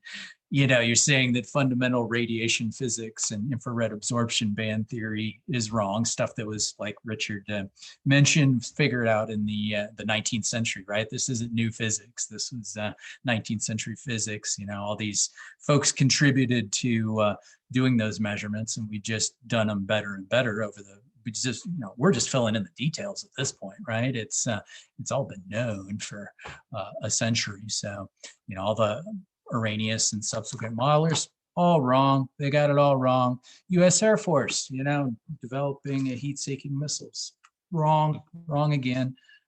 Military security experts who are assessing climate, they're goes to Richard's point of another radical environmental group there, right? The military security experts, they're all wrong in assessing climate change as one of the world's greatest security threats. The insurance industry, right? Another radical group there. They're integrating climate risks into their models. This is somewhat of a cynical approach to it, but even the major oil companies are integrating climate change into their models of where they're extracting oil from, right? So those kind of things. So, I think you have to look at the preponderance of evidence. So, all these folks are wrong, but there's some natural unknown driver that, exactly mimics the fingerprint of greenhouse gas forcing that's instead causing the 1 degree of heating that we've experienced. So I don't know, what do you guys think of that approach? Is that a little too negative? I think it's great. Can I steal that slide? Sure, no problem. Are all these slides going to be available, by the way? He did. All right, that's a question to me. Yeah, So I've been recording the entire meeting. So my plan, assuming everyone who spoke is okay with it, is to upload these to YouTube and then put them on the GSA's website. So the entire meeting should be available in recording. 30. Okay, that's fine. I have a comment. Can I make a comment, actually? Is that okay, Why Henry? not? Okay. So earlier we were talking about China and how they're not doing so great. I've heard and I double checked during the conference, during our symposium, that China has committed to phasing out fossil fuel powered cars by 2035. But at the same time, in 2020, they built a whole bunch of coal powered plants. So it's like, it's a little, you win some, lose some. But then I think in early 2021, they were supposed to put forward their new policy as to whether or not they're going to build even more coal-powered plants. But I couldn't find that policy. I couldn't find anything on that.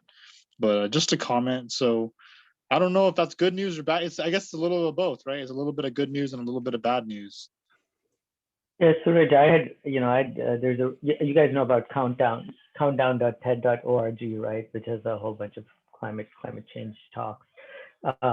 There's a really great talk about, how China has 650,000 electric public buses, which is like some incredibly large amount compared to what we have in the U.S. And how they've committed to making those changes. So I sort of feel like both China and India, have to respond to the political pressure of saying, how do we make sure our country thrives and we have a higher standard of living, while at the same time balance kind of what they know, which is the environmental crisis that faces the planet. And so I sort of feel like we should always make sure we don't put our Western lens on it, where we've already achieved the standard of living that we want. And now all of a sudden, we want to say, well, clearly you're the bad country because you're not doing X, Y, and Z. I say that about the whole continent of Africa. You could triple the amount of energy to get. It would greatly improve the living conditions of those people. And who knows where the next best ideas for clean energy and solutions to climate change are going to come from. So I think we need to take a less myopic view. Thank you. I would second that. And I also think that it is you will hear a certain amount of glibness, especially in the US, on, oh, they're not doing their share. I think you find a lot of share being done by them. And China is putting a price on carbon. They are doing, and yes, they are trying rather desperately to raise the standard of living of their people. But they are also taking actions that can help. One expects the coal plants are terrible. Yeah, I know. But one expects that eventually they are going to try to get rid of them, if for no other reason than air quality, because the air quality is so horrible. So the sort of, we can't do anything because China, yeah.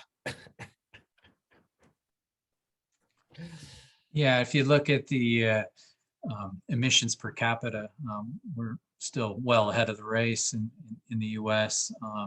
And if you look at legacy emissions of what's in the atmosphere, it's hard to argue we shouldn't be taking a leadership role in mitigating the problems. Plus, we're wealthier than most countries. So. I have a question to the rest of the panelists. You remember this article by Tom Friedman, and he has that the China Prize book way back, talking about how if the US could pour enough money into R&D so that we could produce energy at the China price, then that was a win-win. This is like his original, earlier version of the Green New Deal. And I find it incredibly sad because I think it's really policy mistakes by the US that has led to, Germany being a leader in solar power technology, or Netherlands taking the lead in windmill technology when, it was things that were developed here. So I just think, not only do we get on a high horse and tell people what they should do, we can't even make sure we really fully carry forward the things that we do develop here. So I think it's incredibly frustrating. Completely agreed. Yes, and where the market's going to be in the future. I mean, we're not offshoring a lot of coal, even if we wanted to. Who would want it at this point? Yeah. Yeah.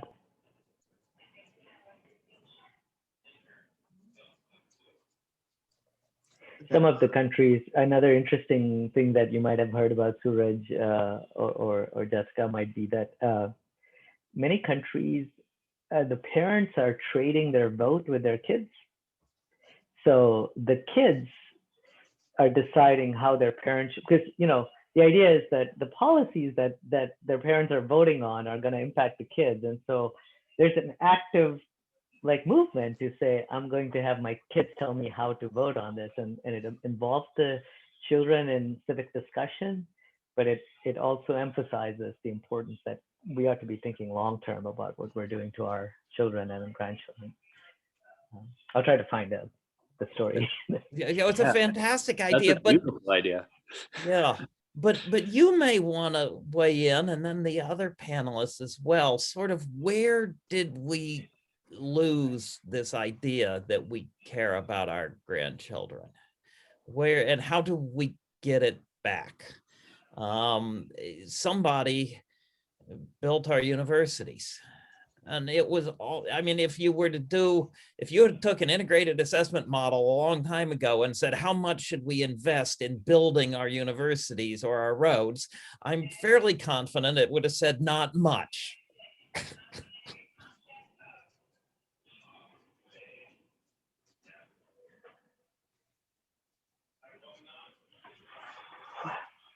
I guess I'll follow up with another. I'm going to follow up with a darker question. So New Mexico Tech is a science and engineering school, and if we look back at one of the slides I was shown, 97% of scientists agree that global warming is occurring. I'm sure some of that 3% is good faith. They're unsure of what's going on, but what do we do about the bad faith science that's going on? People being hired to say global warming isn't real and we don't need to worry about it. What can we do at the well, I guess at our own level as graduate students or faculty or undergraduate students, and I mean, what changes could be made to improve that situation? I don't know. I think you can just leave them behind. It's are you ever going to have 100% unanimity? And I mean, you could bring up Einstein never really buying into quantum theory or whatever other historical science flub you might throw out there. But, I don't think we have to have 100% agreement to move forward. So, and that was 97% of atmospheric scientists, by the way. I would say it's probably more like 90 some, low 90s maybe for all scientists. The closer you get to people who actually study the issue, the higher the percentage of people who say, yes, this is a problem we need to address. So. Yeah, I suspect it's actually a lot higher than that 97%. Could be honest. Yeah, because that was a fair amount. So there's several studies get wrapped into that, and there was a 97 one and a 95, and these. Right. And a lot of it is the majority of the warming over the 20th century due to humans. And you get into these things that now A, our confidence is higher because there's been more warming. B, we've been watching the sun dim a little bit while there's been warming. So people are coming around a little on that. And there was always sort of an asterisk, which is, did the question have a personal confidence interval? So if somebody had a 90% confidence that humans have caused it, would they say no because it wasn't 95%? And if you ask a different question, like, is our CO2 having a warming influence? I think all qualified scientists would now say yes. I think it's 100%, you know. So it's an interesting problem on how that works. The bigger issue of paid disinformation, right? We've always had it. You know, you might have heard me do this at some point somewhere else, but after the earthquake knocked down San Francisco in 1906, the real estate developers started a disinformation campaign. Right. So a scientist who said that relieved the stress would get a voice. A scientist who said there could be another one, you attack that person. They set up an early warning system to call mayors in the East in case there was another earthquake, to tell them there's no problem, whether there was a problem or not. They set up the earthquake broke the gas lines and it broke the electric lines. It sparked the gas lines and that made a fire. And then it broke the water lines, so you couldn't put the fire out. And then there was some crazy stuff with setting fires and other things. And the fire probably did more damage to San Francisco than the earthquake did. So they started a communications campaign of, it was just a fire. You have fires in the East, so you can come out to San Francisco and be safe. You know, the first response was not, let's make San Francisco safe. It was, let's gaslight people about what happens when you have an earthquake. And so there's nothing new. And tobacco, some of you know Claire Patterson trying to date the earth with lead isotopes. And he realizes he's swimming in lead. There's lead everywhere.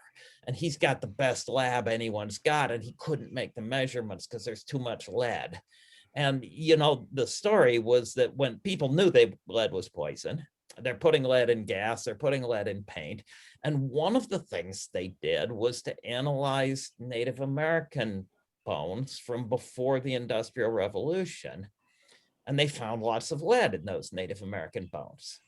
And then they said, well, that shows that we have not raised our lead, so we're not poisoning ourselves, so it's fine to breathe all of this. And Claire Patterson says, oh my goodness. He says, all they were measuring was contamination. Nobody could get this levels right. So you go back and do it right, and they had a lot less lead, and we were poisoning ourselves. And then the lead industry goes after him. And, you know, so it's always been here, and we've never solved it. And I think ultimately it is all of us. It is, we have to be speaking, we have to know people, we have to be present and engaged in ways that we can head this off when it appears, because it will always appear.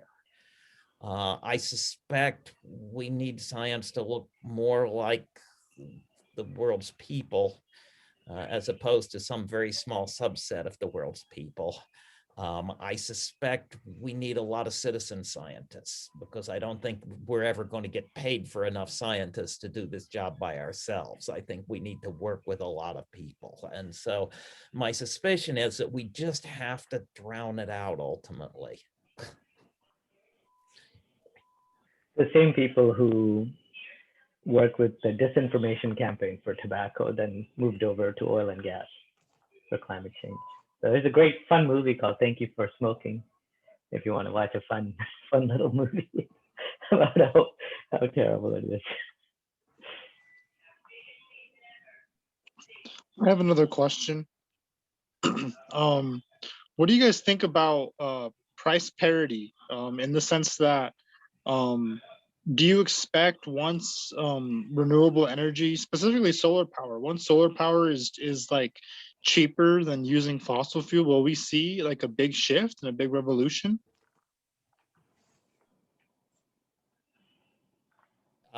For some measures, it already is.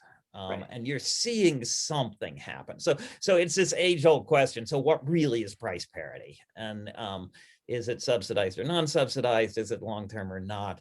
The marginal cost of adding a little electricity to the grid is now mostly cheaper for renewables. And you're suddenly seeing utilities buying renewables.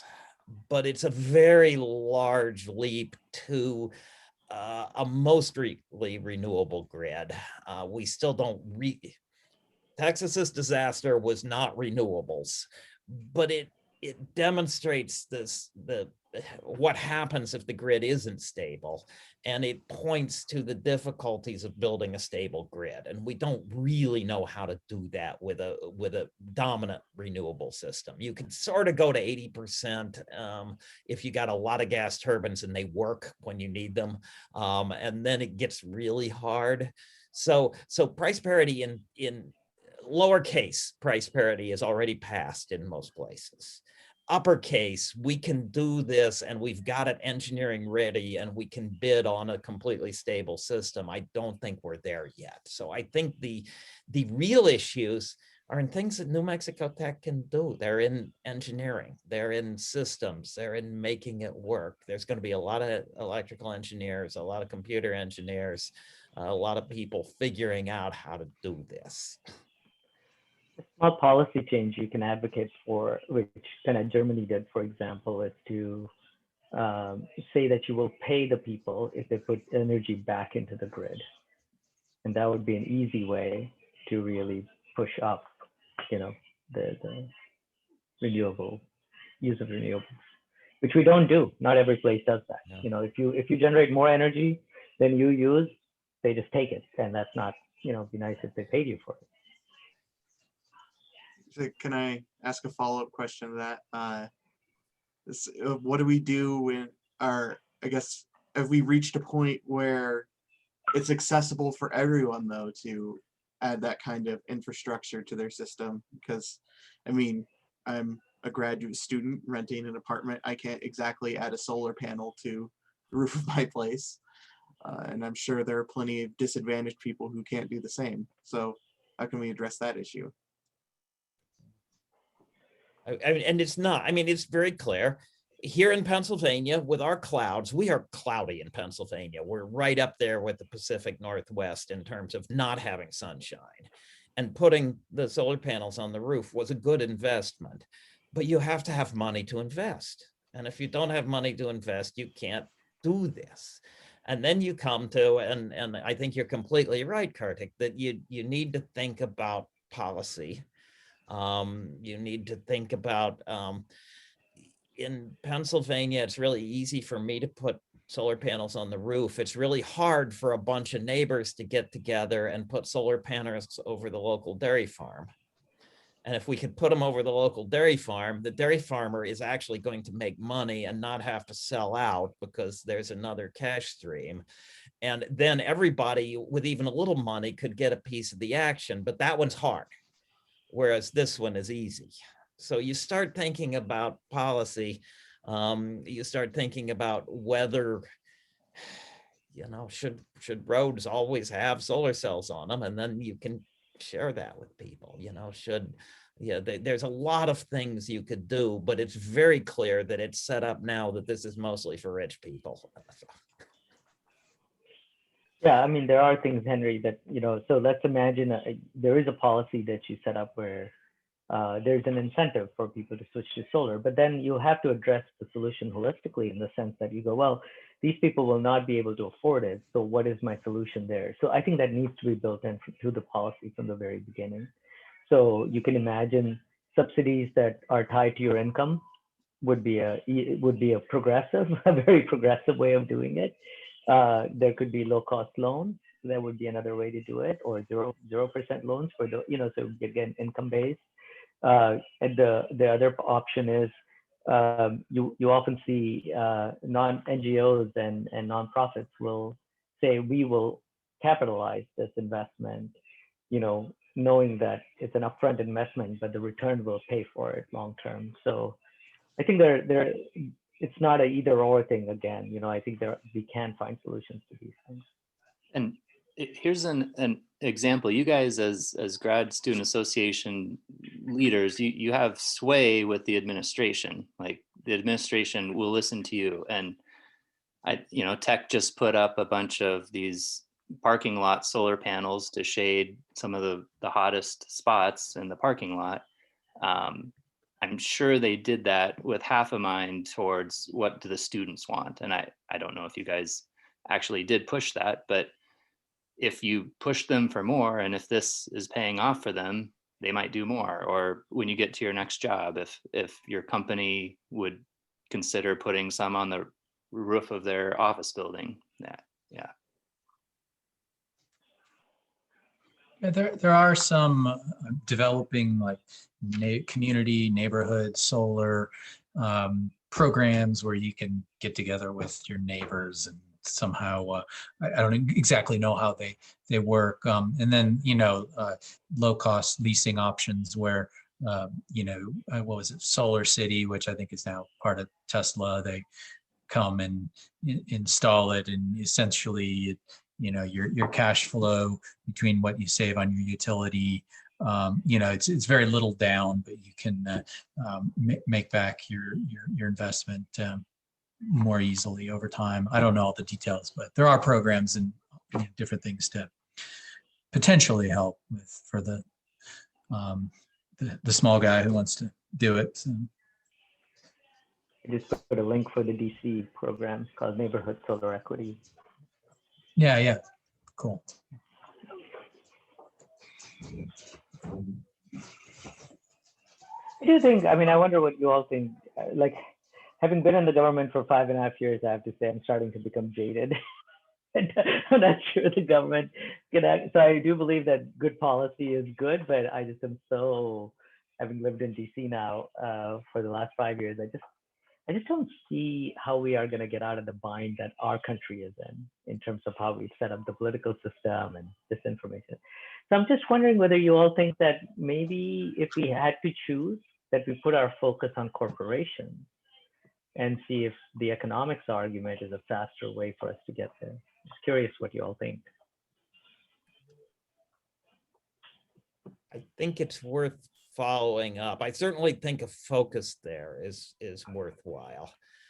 It is still difficult. We have a lot of people putting solar on roofs, but they haven't gotten to having a lot of money to, you put Citizens United over there. They are not a big generator of that.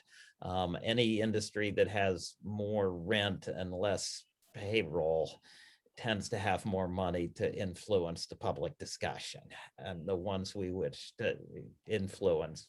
So there is still a difficulty there, but I think you're right. I had this amazing experience, now it's a decade ago, that I went to Greenland with 10% of the Senate, and for a long weekend. And they're just amazing people, and just truly a wonderful time, and get to catch with it's a fascinating thing. We get in a plane over at Andrews Air Force Base, and we went to Greenland. And when they closed the door, those 10 senators turned into some of the most interesting, interested, spontaneous persons you've ever met in your life. And when they opened the door and the reporter is there, they turned into, you've been there, you've done this. They are on message, and the message is not necessarily the right one, and it's not necessarily accurate, but they at least knew what reality was. They were waiting for cover so they could get to it.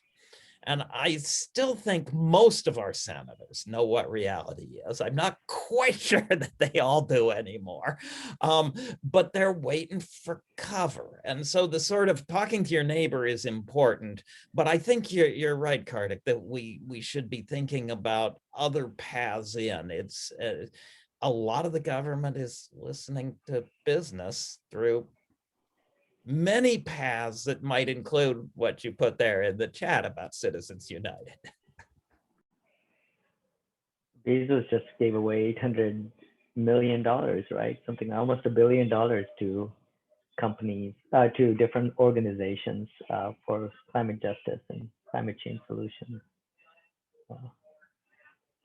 Jeff's trying to Bezos is trying to resuscitate his name in the same way Bill Gates did, but Gates Fund.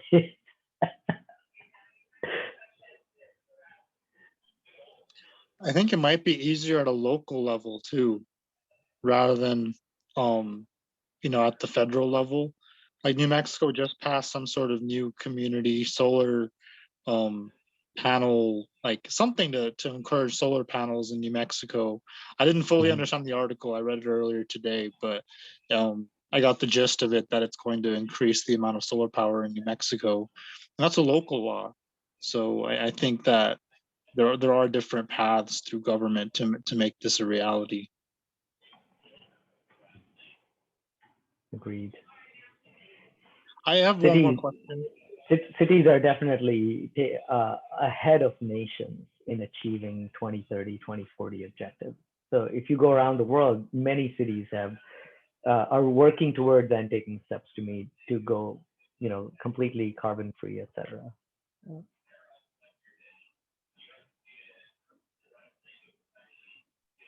I think Mr. Daniel was going to say something. I didn't want. Oh, I was just thinking of another local issue. Like there's so much going on in our own backyard with like the Socorro Electric Co-op, but the one that I was going to mention was the SunZia power line. So there's a plan for a major power line to cross New Mexico and take energy from the plains out towards California. But it's been held up for many years now, trying to find a place where they can cross the Rio Grande without angering all of the landowners in the area. And it's just the issues with not in my backyard mindset, and there are ways around. I know they could dig a tunnel, they could bury it under the river crossing. A lot of the arguments that people are making right now are about the waterfowl and kind of greenwashing their opposition to this power line. And these are the kinds of issues that if we could throw our weight against it, a small contingent within a community could make a difference in some of those decisions and cumulatively have an effect over time, I think.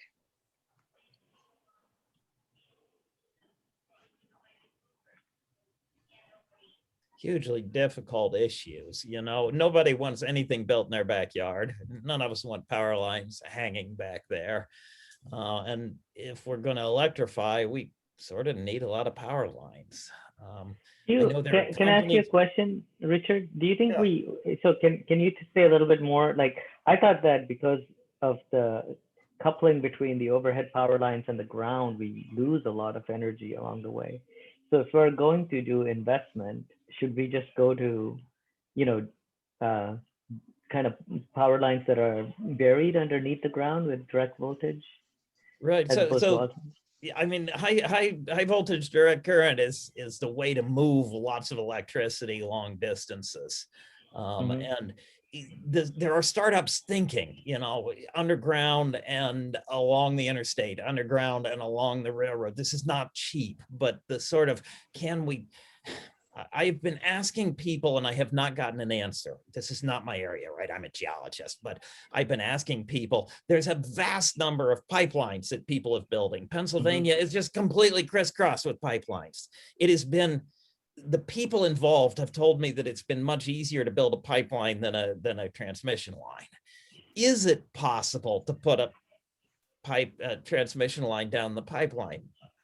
And I don't know the answer to this. Somebody probably does, but I think that NIMBY is never going away. So I think we have to be clever about this. And the question is, are the good engineering schools working hard on this?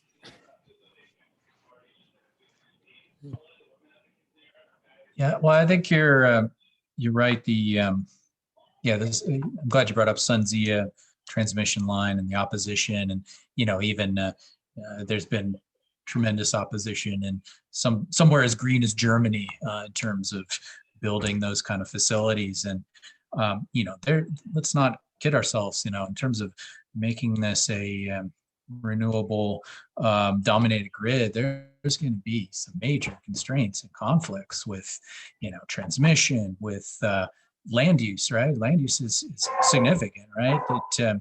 It's we could power the U.S. I have the students do a calculation in an energy class I teach, and I forget the exact number, but you could take a chunk of New Mexico's 30 or 40%, and it would be sufficient for powering electricity. I mean, it's feasible, yeah, but it's going to be logistical constraints to do something like that, and then mining of rare earth minerals, and on down the line, there's a lot of things that have to get sorted out before we go from our 0.8% solar right now to 80% solar, or 80% solar and wind. It's storage, right? We're speccing storage systems now that last for 4 hours, right? Are we going to be happy with that when our grid goes down after those 4, 6, 8 hours, whatever those storage systems are? We're going to have a lot of backup gas generators that come online. So yeah, it's going to be some huge engineering challenges and public acceptance too. So hey Kip, how is it that Kenya has gone to 80% solar, or whatever the number is? I thought Kenya. I don't know. I'm not more sure. like Yeah, I didn't know they were 80% solar. They were quite high. I could be wrong on the number, but I thought Kenya was. Let me just check. I wonder whether we should look elsewhere for lessons.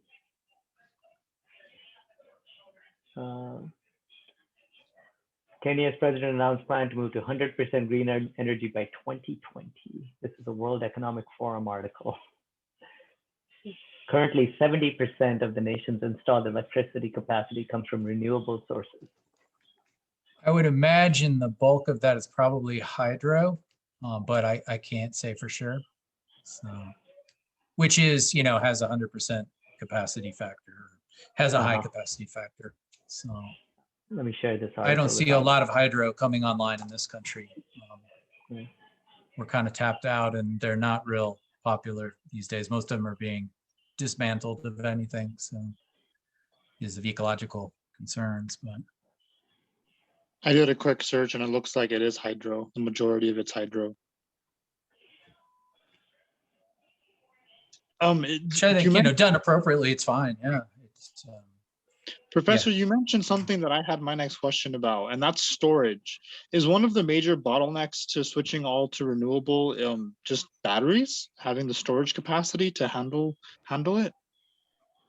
It's certainly a significant issue. Once where we're at right now, it's you can use the grid as storage. I mean, that's kind of how it works. I have a solar system on my roof, and it's grid tied, and you take from the grid when you need it, and you use your solar when you have it, and you put it back on the grid when you have extra, and that works great. But yeah, once you start getting a high percentage of those non-dispatchable power generators like solar and wind, then storage or having backup capacity becomes much more important for grid stability. So, which I agree, the Texas situation wasn't caused by renewables; it was more the conventional generators. But it does show what an unstable grid can. They were minutes away from something far more, an order of magnitude more drastic than what happened. So, yeah.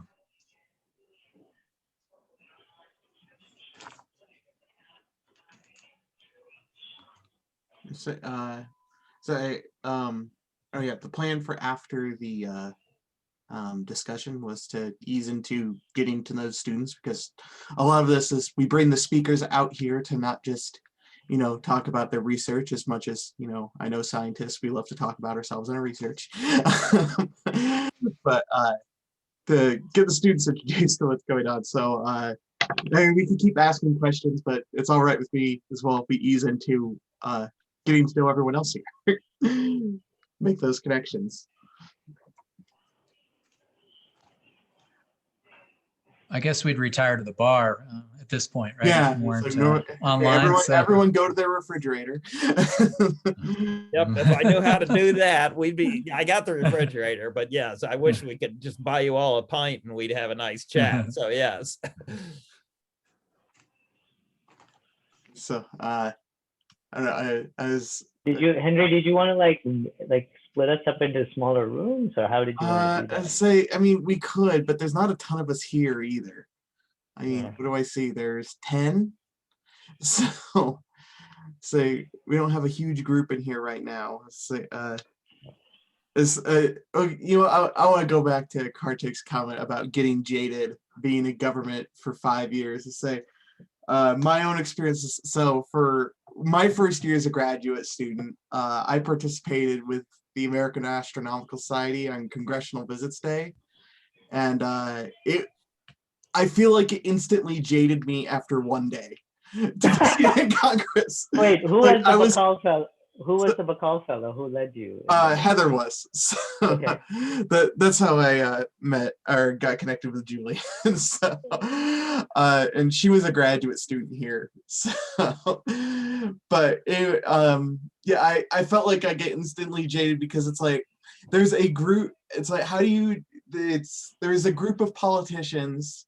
I guess I won't name parties, but I think we are educated enough to guess, who are open to discussing science and climate change. And then you talk to another party and they're instantly hostile before you come into the room. It's like, how do we approach the group that's instantly hostile when they make up half of the government?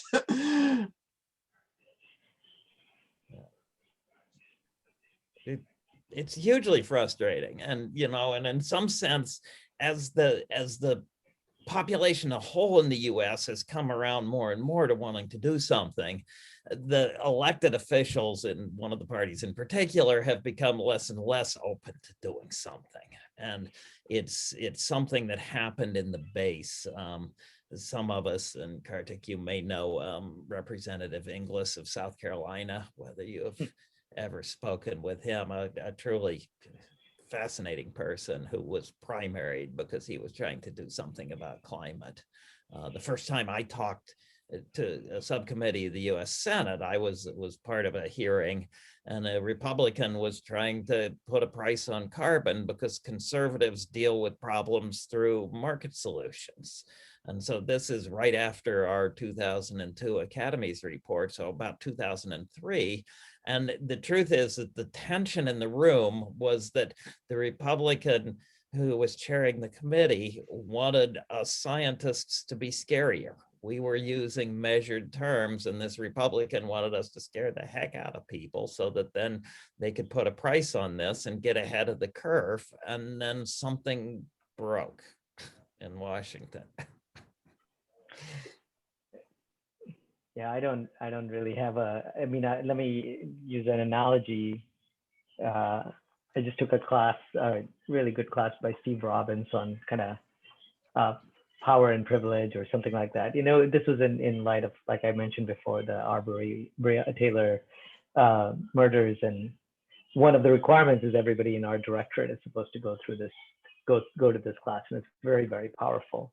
So at one point I said to him, how can I change people's minds? Like, you know, what is a good way for, and he basically said, you got to go one at a time. And he gave an example. He's a Vietnamese guy, and he's married to a blonde 6-foot Minnesotan woman. And he said the first time he went to visit the in-laws, his father-in-law made all kinds of insensitive remarks. And he said, if I'd just gone at him and I said, that's totally wrong, how could you say that? It would never have worked. So you had to build that relationship then to be able to change them. And, you know, I think that's what the CVDs and what the societies, especially with the AAAS fellows, are trying to do. The idea is to try for us to build relationships so that the people trust us. But I just think normalcy in DC has disappeared. And so that's what I worry about, is that people are so worried about primaries, Like, gun control is another really good example where there's uniform, like, after Sandy Hook, there was enormous public support, and yet it didn't happen, right? Just something basic like background checks didn't happen. So I kind of feel like the system's broken, and I'm not sure what the solution is. The hard part is climate change isn't going to wait for anybody. So I just worry it will be too late before we can fix it. That's the reason for my jadedness is it might come around on other issues, but like we can't wait on climate change. And I don't know what to do about that. That's what I was trying to think of. Corporations are the answer. Other countries are the answer. I don't know. It's sort of. What frustrated me was the complete dichotomy. It's like there's one group that's open to talking, and then another group that wants nothing to do with it. And it's like, well, how do you make progress when those are your two sides? It's like, I know there's people you can talk to in Congress, but my group or the representative I spoke to who was from this district was not so open. So. Kartik, before you go, can I ask you a question? Yeah.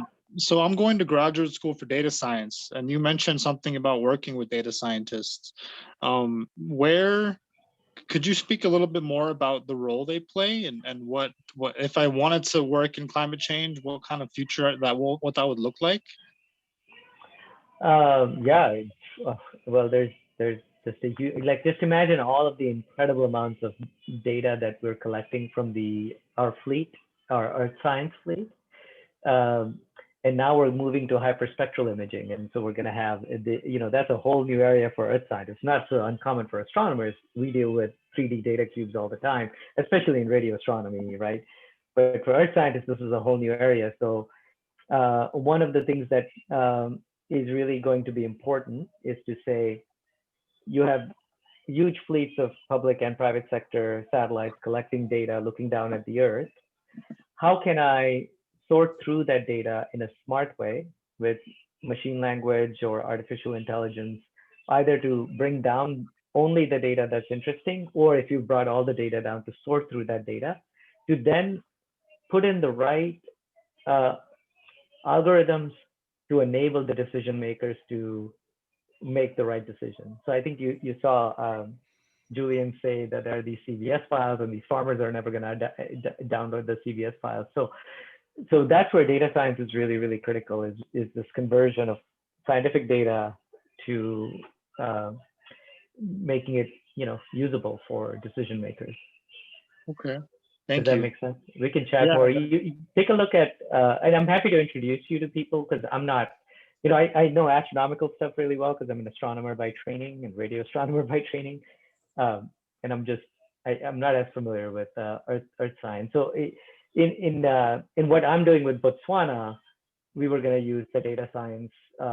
They were saying, we just need more data that is timely, that's high enough resolution, so that we can then influence their housing policy. But we quickly realized that planet data or Maxar data or NASA data is not good enough. So we've been working with them right now on drone technology, and to say, well, maybe drones is a good way for you to build capacity. Then you get that data, it's integrated with GIS platforms, but then you still need to build capacity with data scientists to be able to take that data, merge it with layers of census data to then allow that to influence decisions on how you're going to do zoning, how you're going to put in the right practices for loans, for upgrading housing so that it's not a slum. Does that make sense? Yeah, it does. So that's like one example, but I'm sure Richard and Kip may have other examples. Yeah, there's lots of them. I mean, you're completely right. If you've got that set of skills, you can go in so many directions. And whether it be NGO, whether it be government, whether it be working with insurers to try to get the pricing right for risk for people living or along rivers that are going to flood more, so that you can, there's a lot of interest in having data scientists. I'm happy to connect you to data scientists I know if you want to talk to them. So like my postdoc, Kim Scott, she needed to get into data science. So we kind of gave her the label data scientist on my survey, which is the survey of nearby galaxies. because we had to do a whole bunch of analysis with like these 3,000 galaxies. But that allowed her then to start working with people in Charlottesville. She ended up working with Elder Research, who are one of the first people to do kind of data mining. Then she went on to be a co-founder of Astrea. It's a company that's trying to build a platform to do vertical integration between data collected to decision makers. And now she's trying to make another career change to go somewhere else. But she worked for a while, for example, for the UVA hospital systems, taking the data to try to figure out how they can more quickly address emergency room patients so that they don't die. So there's just so many applications in data science, Can I put my email in the chat? Yeah, or just email me. My first name dot last name at nasa.gov. Pretty easy. Oh, okay. Okay. I have one more picture to share. So this is our primary energy use by country. 1990 is the blue circle, and 2019 is the empty black circle. So we can see what's happened in China, right? It's gone from, oops, here, my window there's blocking that, from 29 exajoules to 142 exajoules. So what, factor 4 roughly, maybe 5, close to 5. Is this total energy use? 20-year period? Then? Yes. I was wondering all, scaled per person, it would be across the board as well. But let me show the legend here. Yeah, no, this is total by country. So, so here we are in the U.S. We've moderated it a bit, right? We've gone from, well, no, we're a little bit higher, right? 81 to 94. I guess the last 10 years or so, we've been fairly flat, 5 or 10 years at least. And then, you look at, for example, Kenya brought up, which is great. I'm glad they're doing renewables, but it's bunched together here with a bunch of countries in East Africa. It's 0.9 exajoules in 1990 and 2.35 in current day. So, you got to think about scale of these solutions and, how do you scale it up to global? And I don't think we have a perfect solution. I say it's all, there's no silver bullet. It's all tarnished buckshot when it comes to, well, how are we going to fix climate change? And it's probably going to take everything we got and then more than that even to do it on the level we need to do it. So, but doesn't mean we shouldn't try. So hopefully we're not just rearranging the deck chairs on the Titanic. So, well, if we don't try, it will not fix itself. So we have to. Absolutely. So. All right, I got to go too. 7 o'clock here. So thank you all. I got one. Thanks, everybody. It's great talking to y'all. Kartik, I have one selfish question to ask. Yeah. So I'm from Iowa, and you went to Grinnell. Did you happen to know Bob Cadmus? Yeah, really well. We called him Big and Bob. I met him once or twice, and I did my undergraduate at Iowa State, so I met him once or twice at a symposium there. Oh, that's awesome. Yay, go Cyclones. We're the pioneers. So. Well, we'll talk to you all again soon. Thank you. Thanks Bye. all. Take care. See you down the road, I hope. And nice meeting all of our panelists, of course. Bye. Thank you, Henry.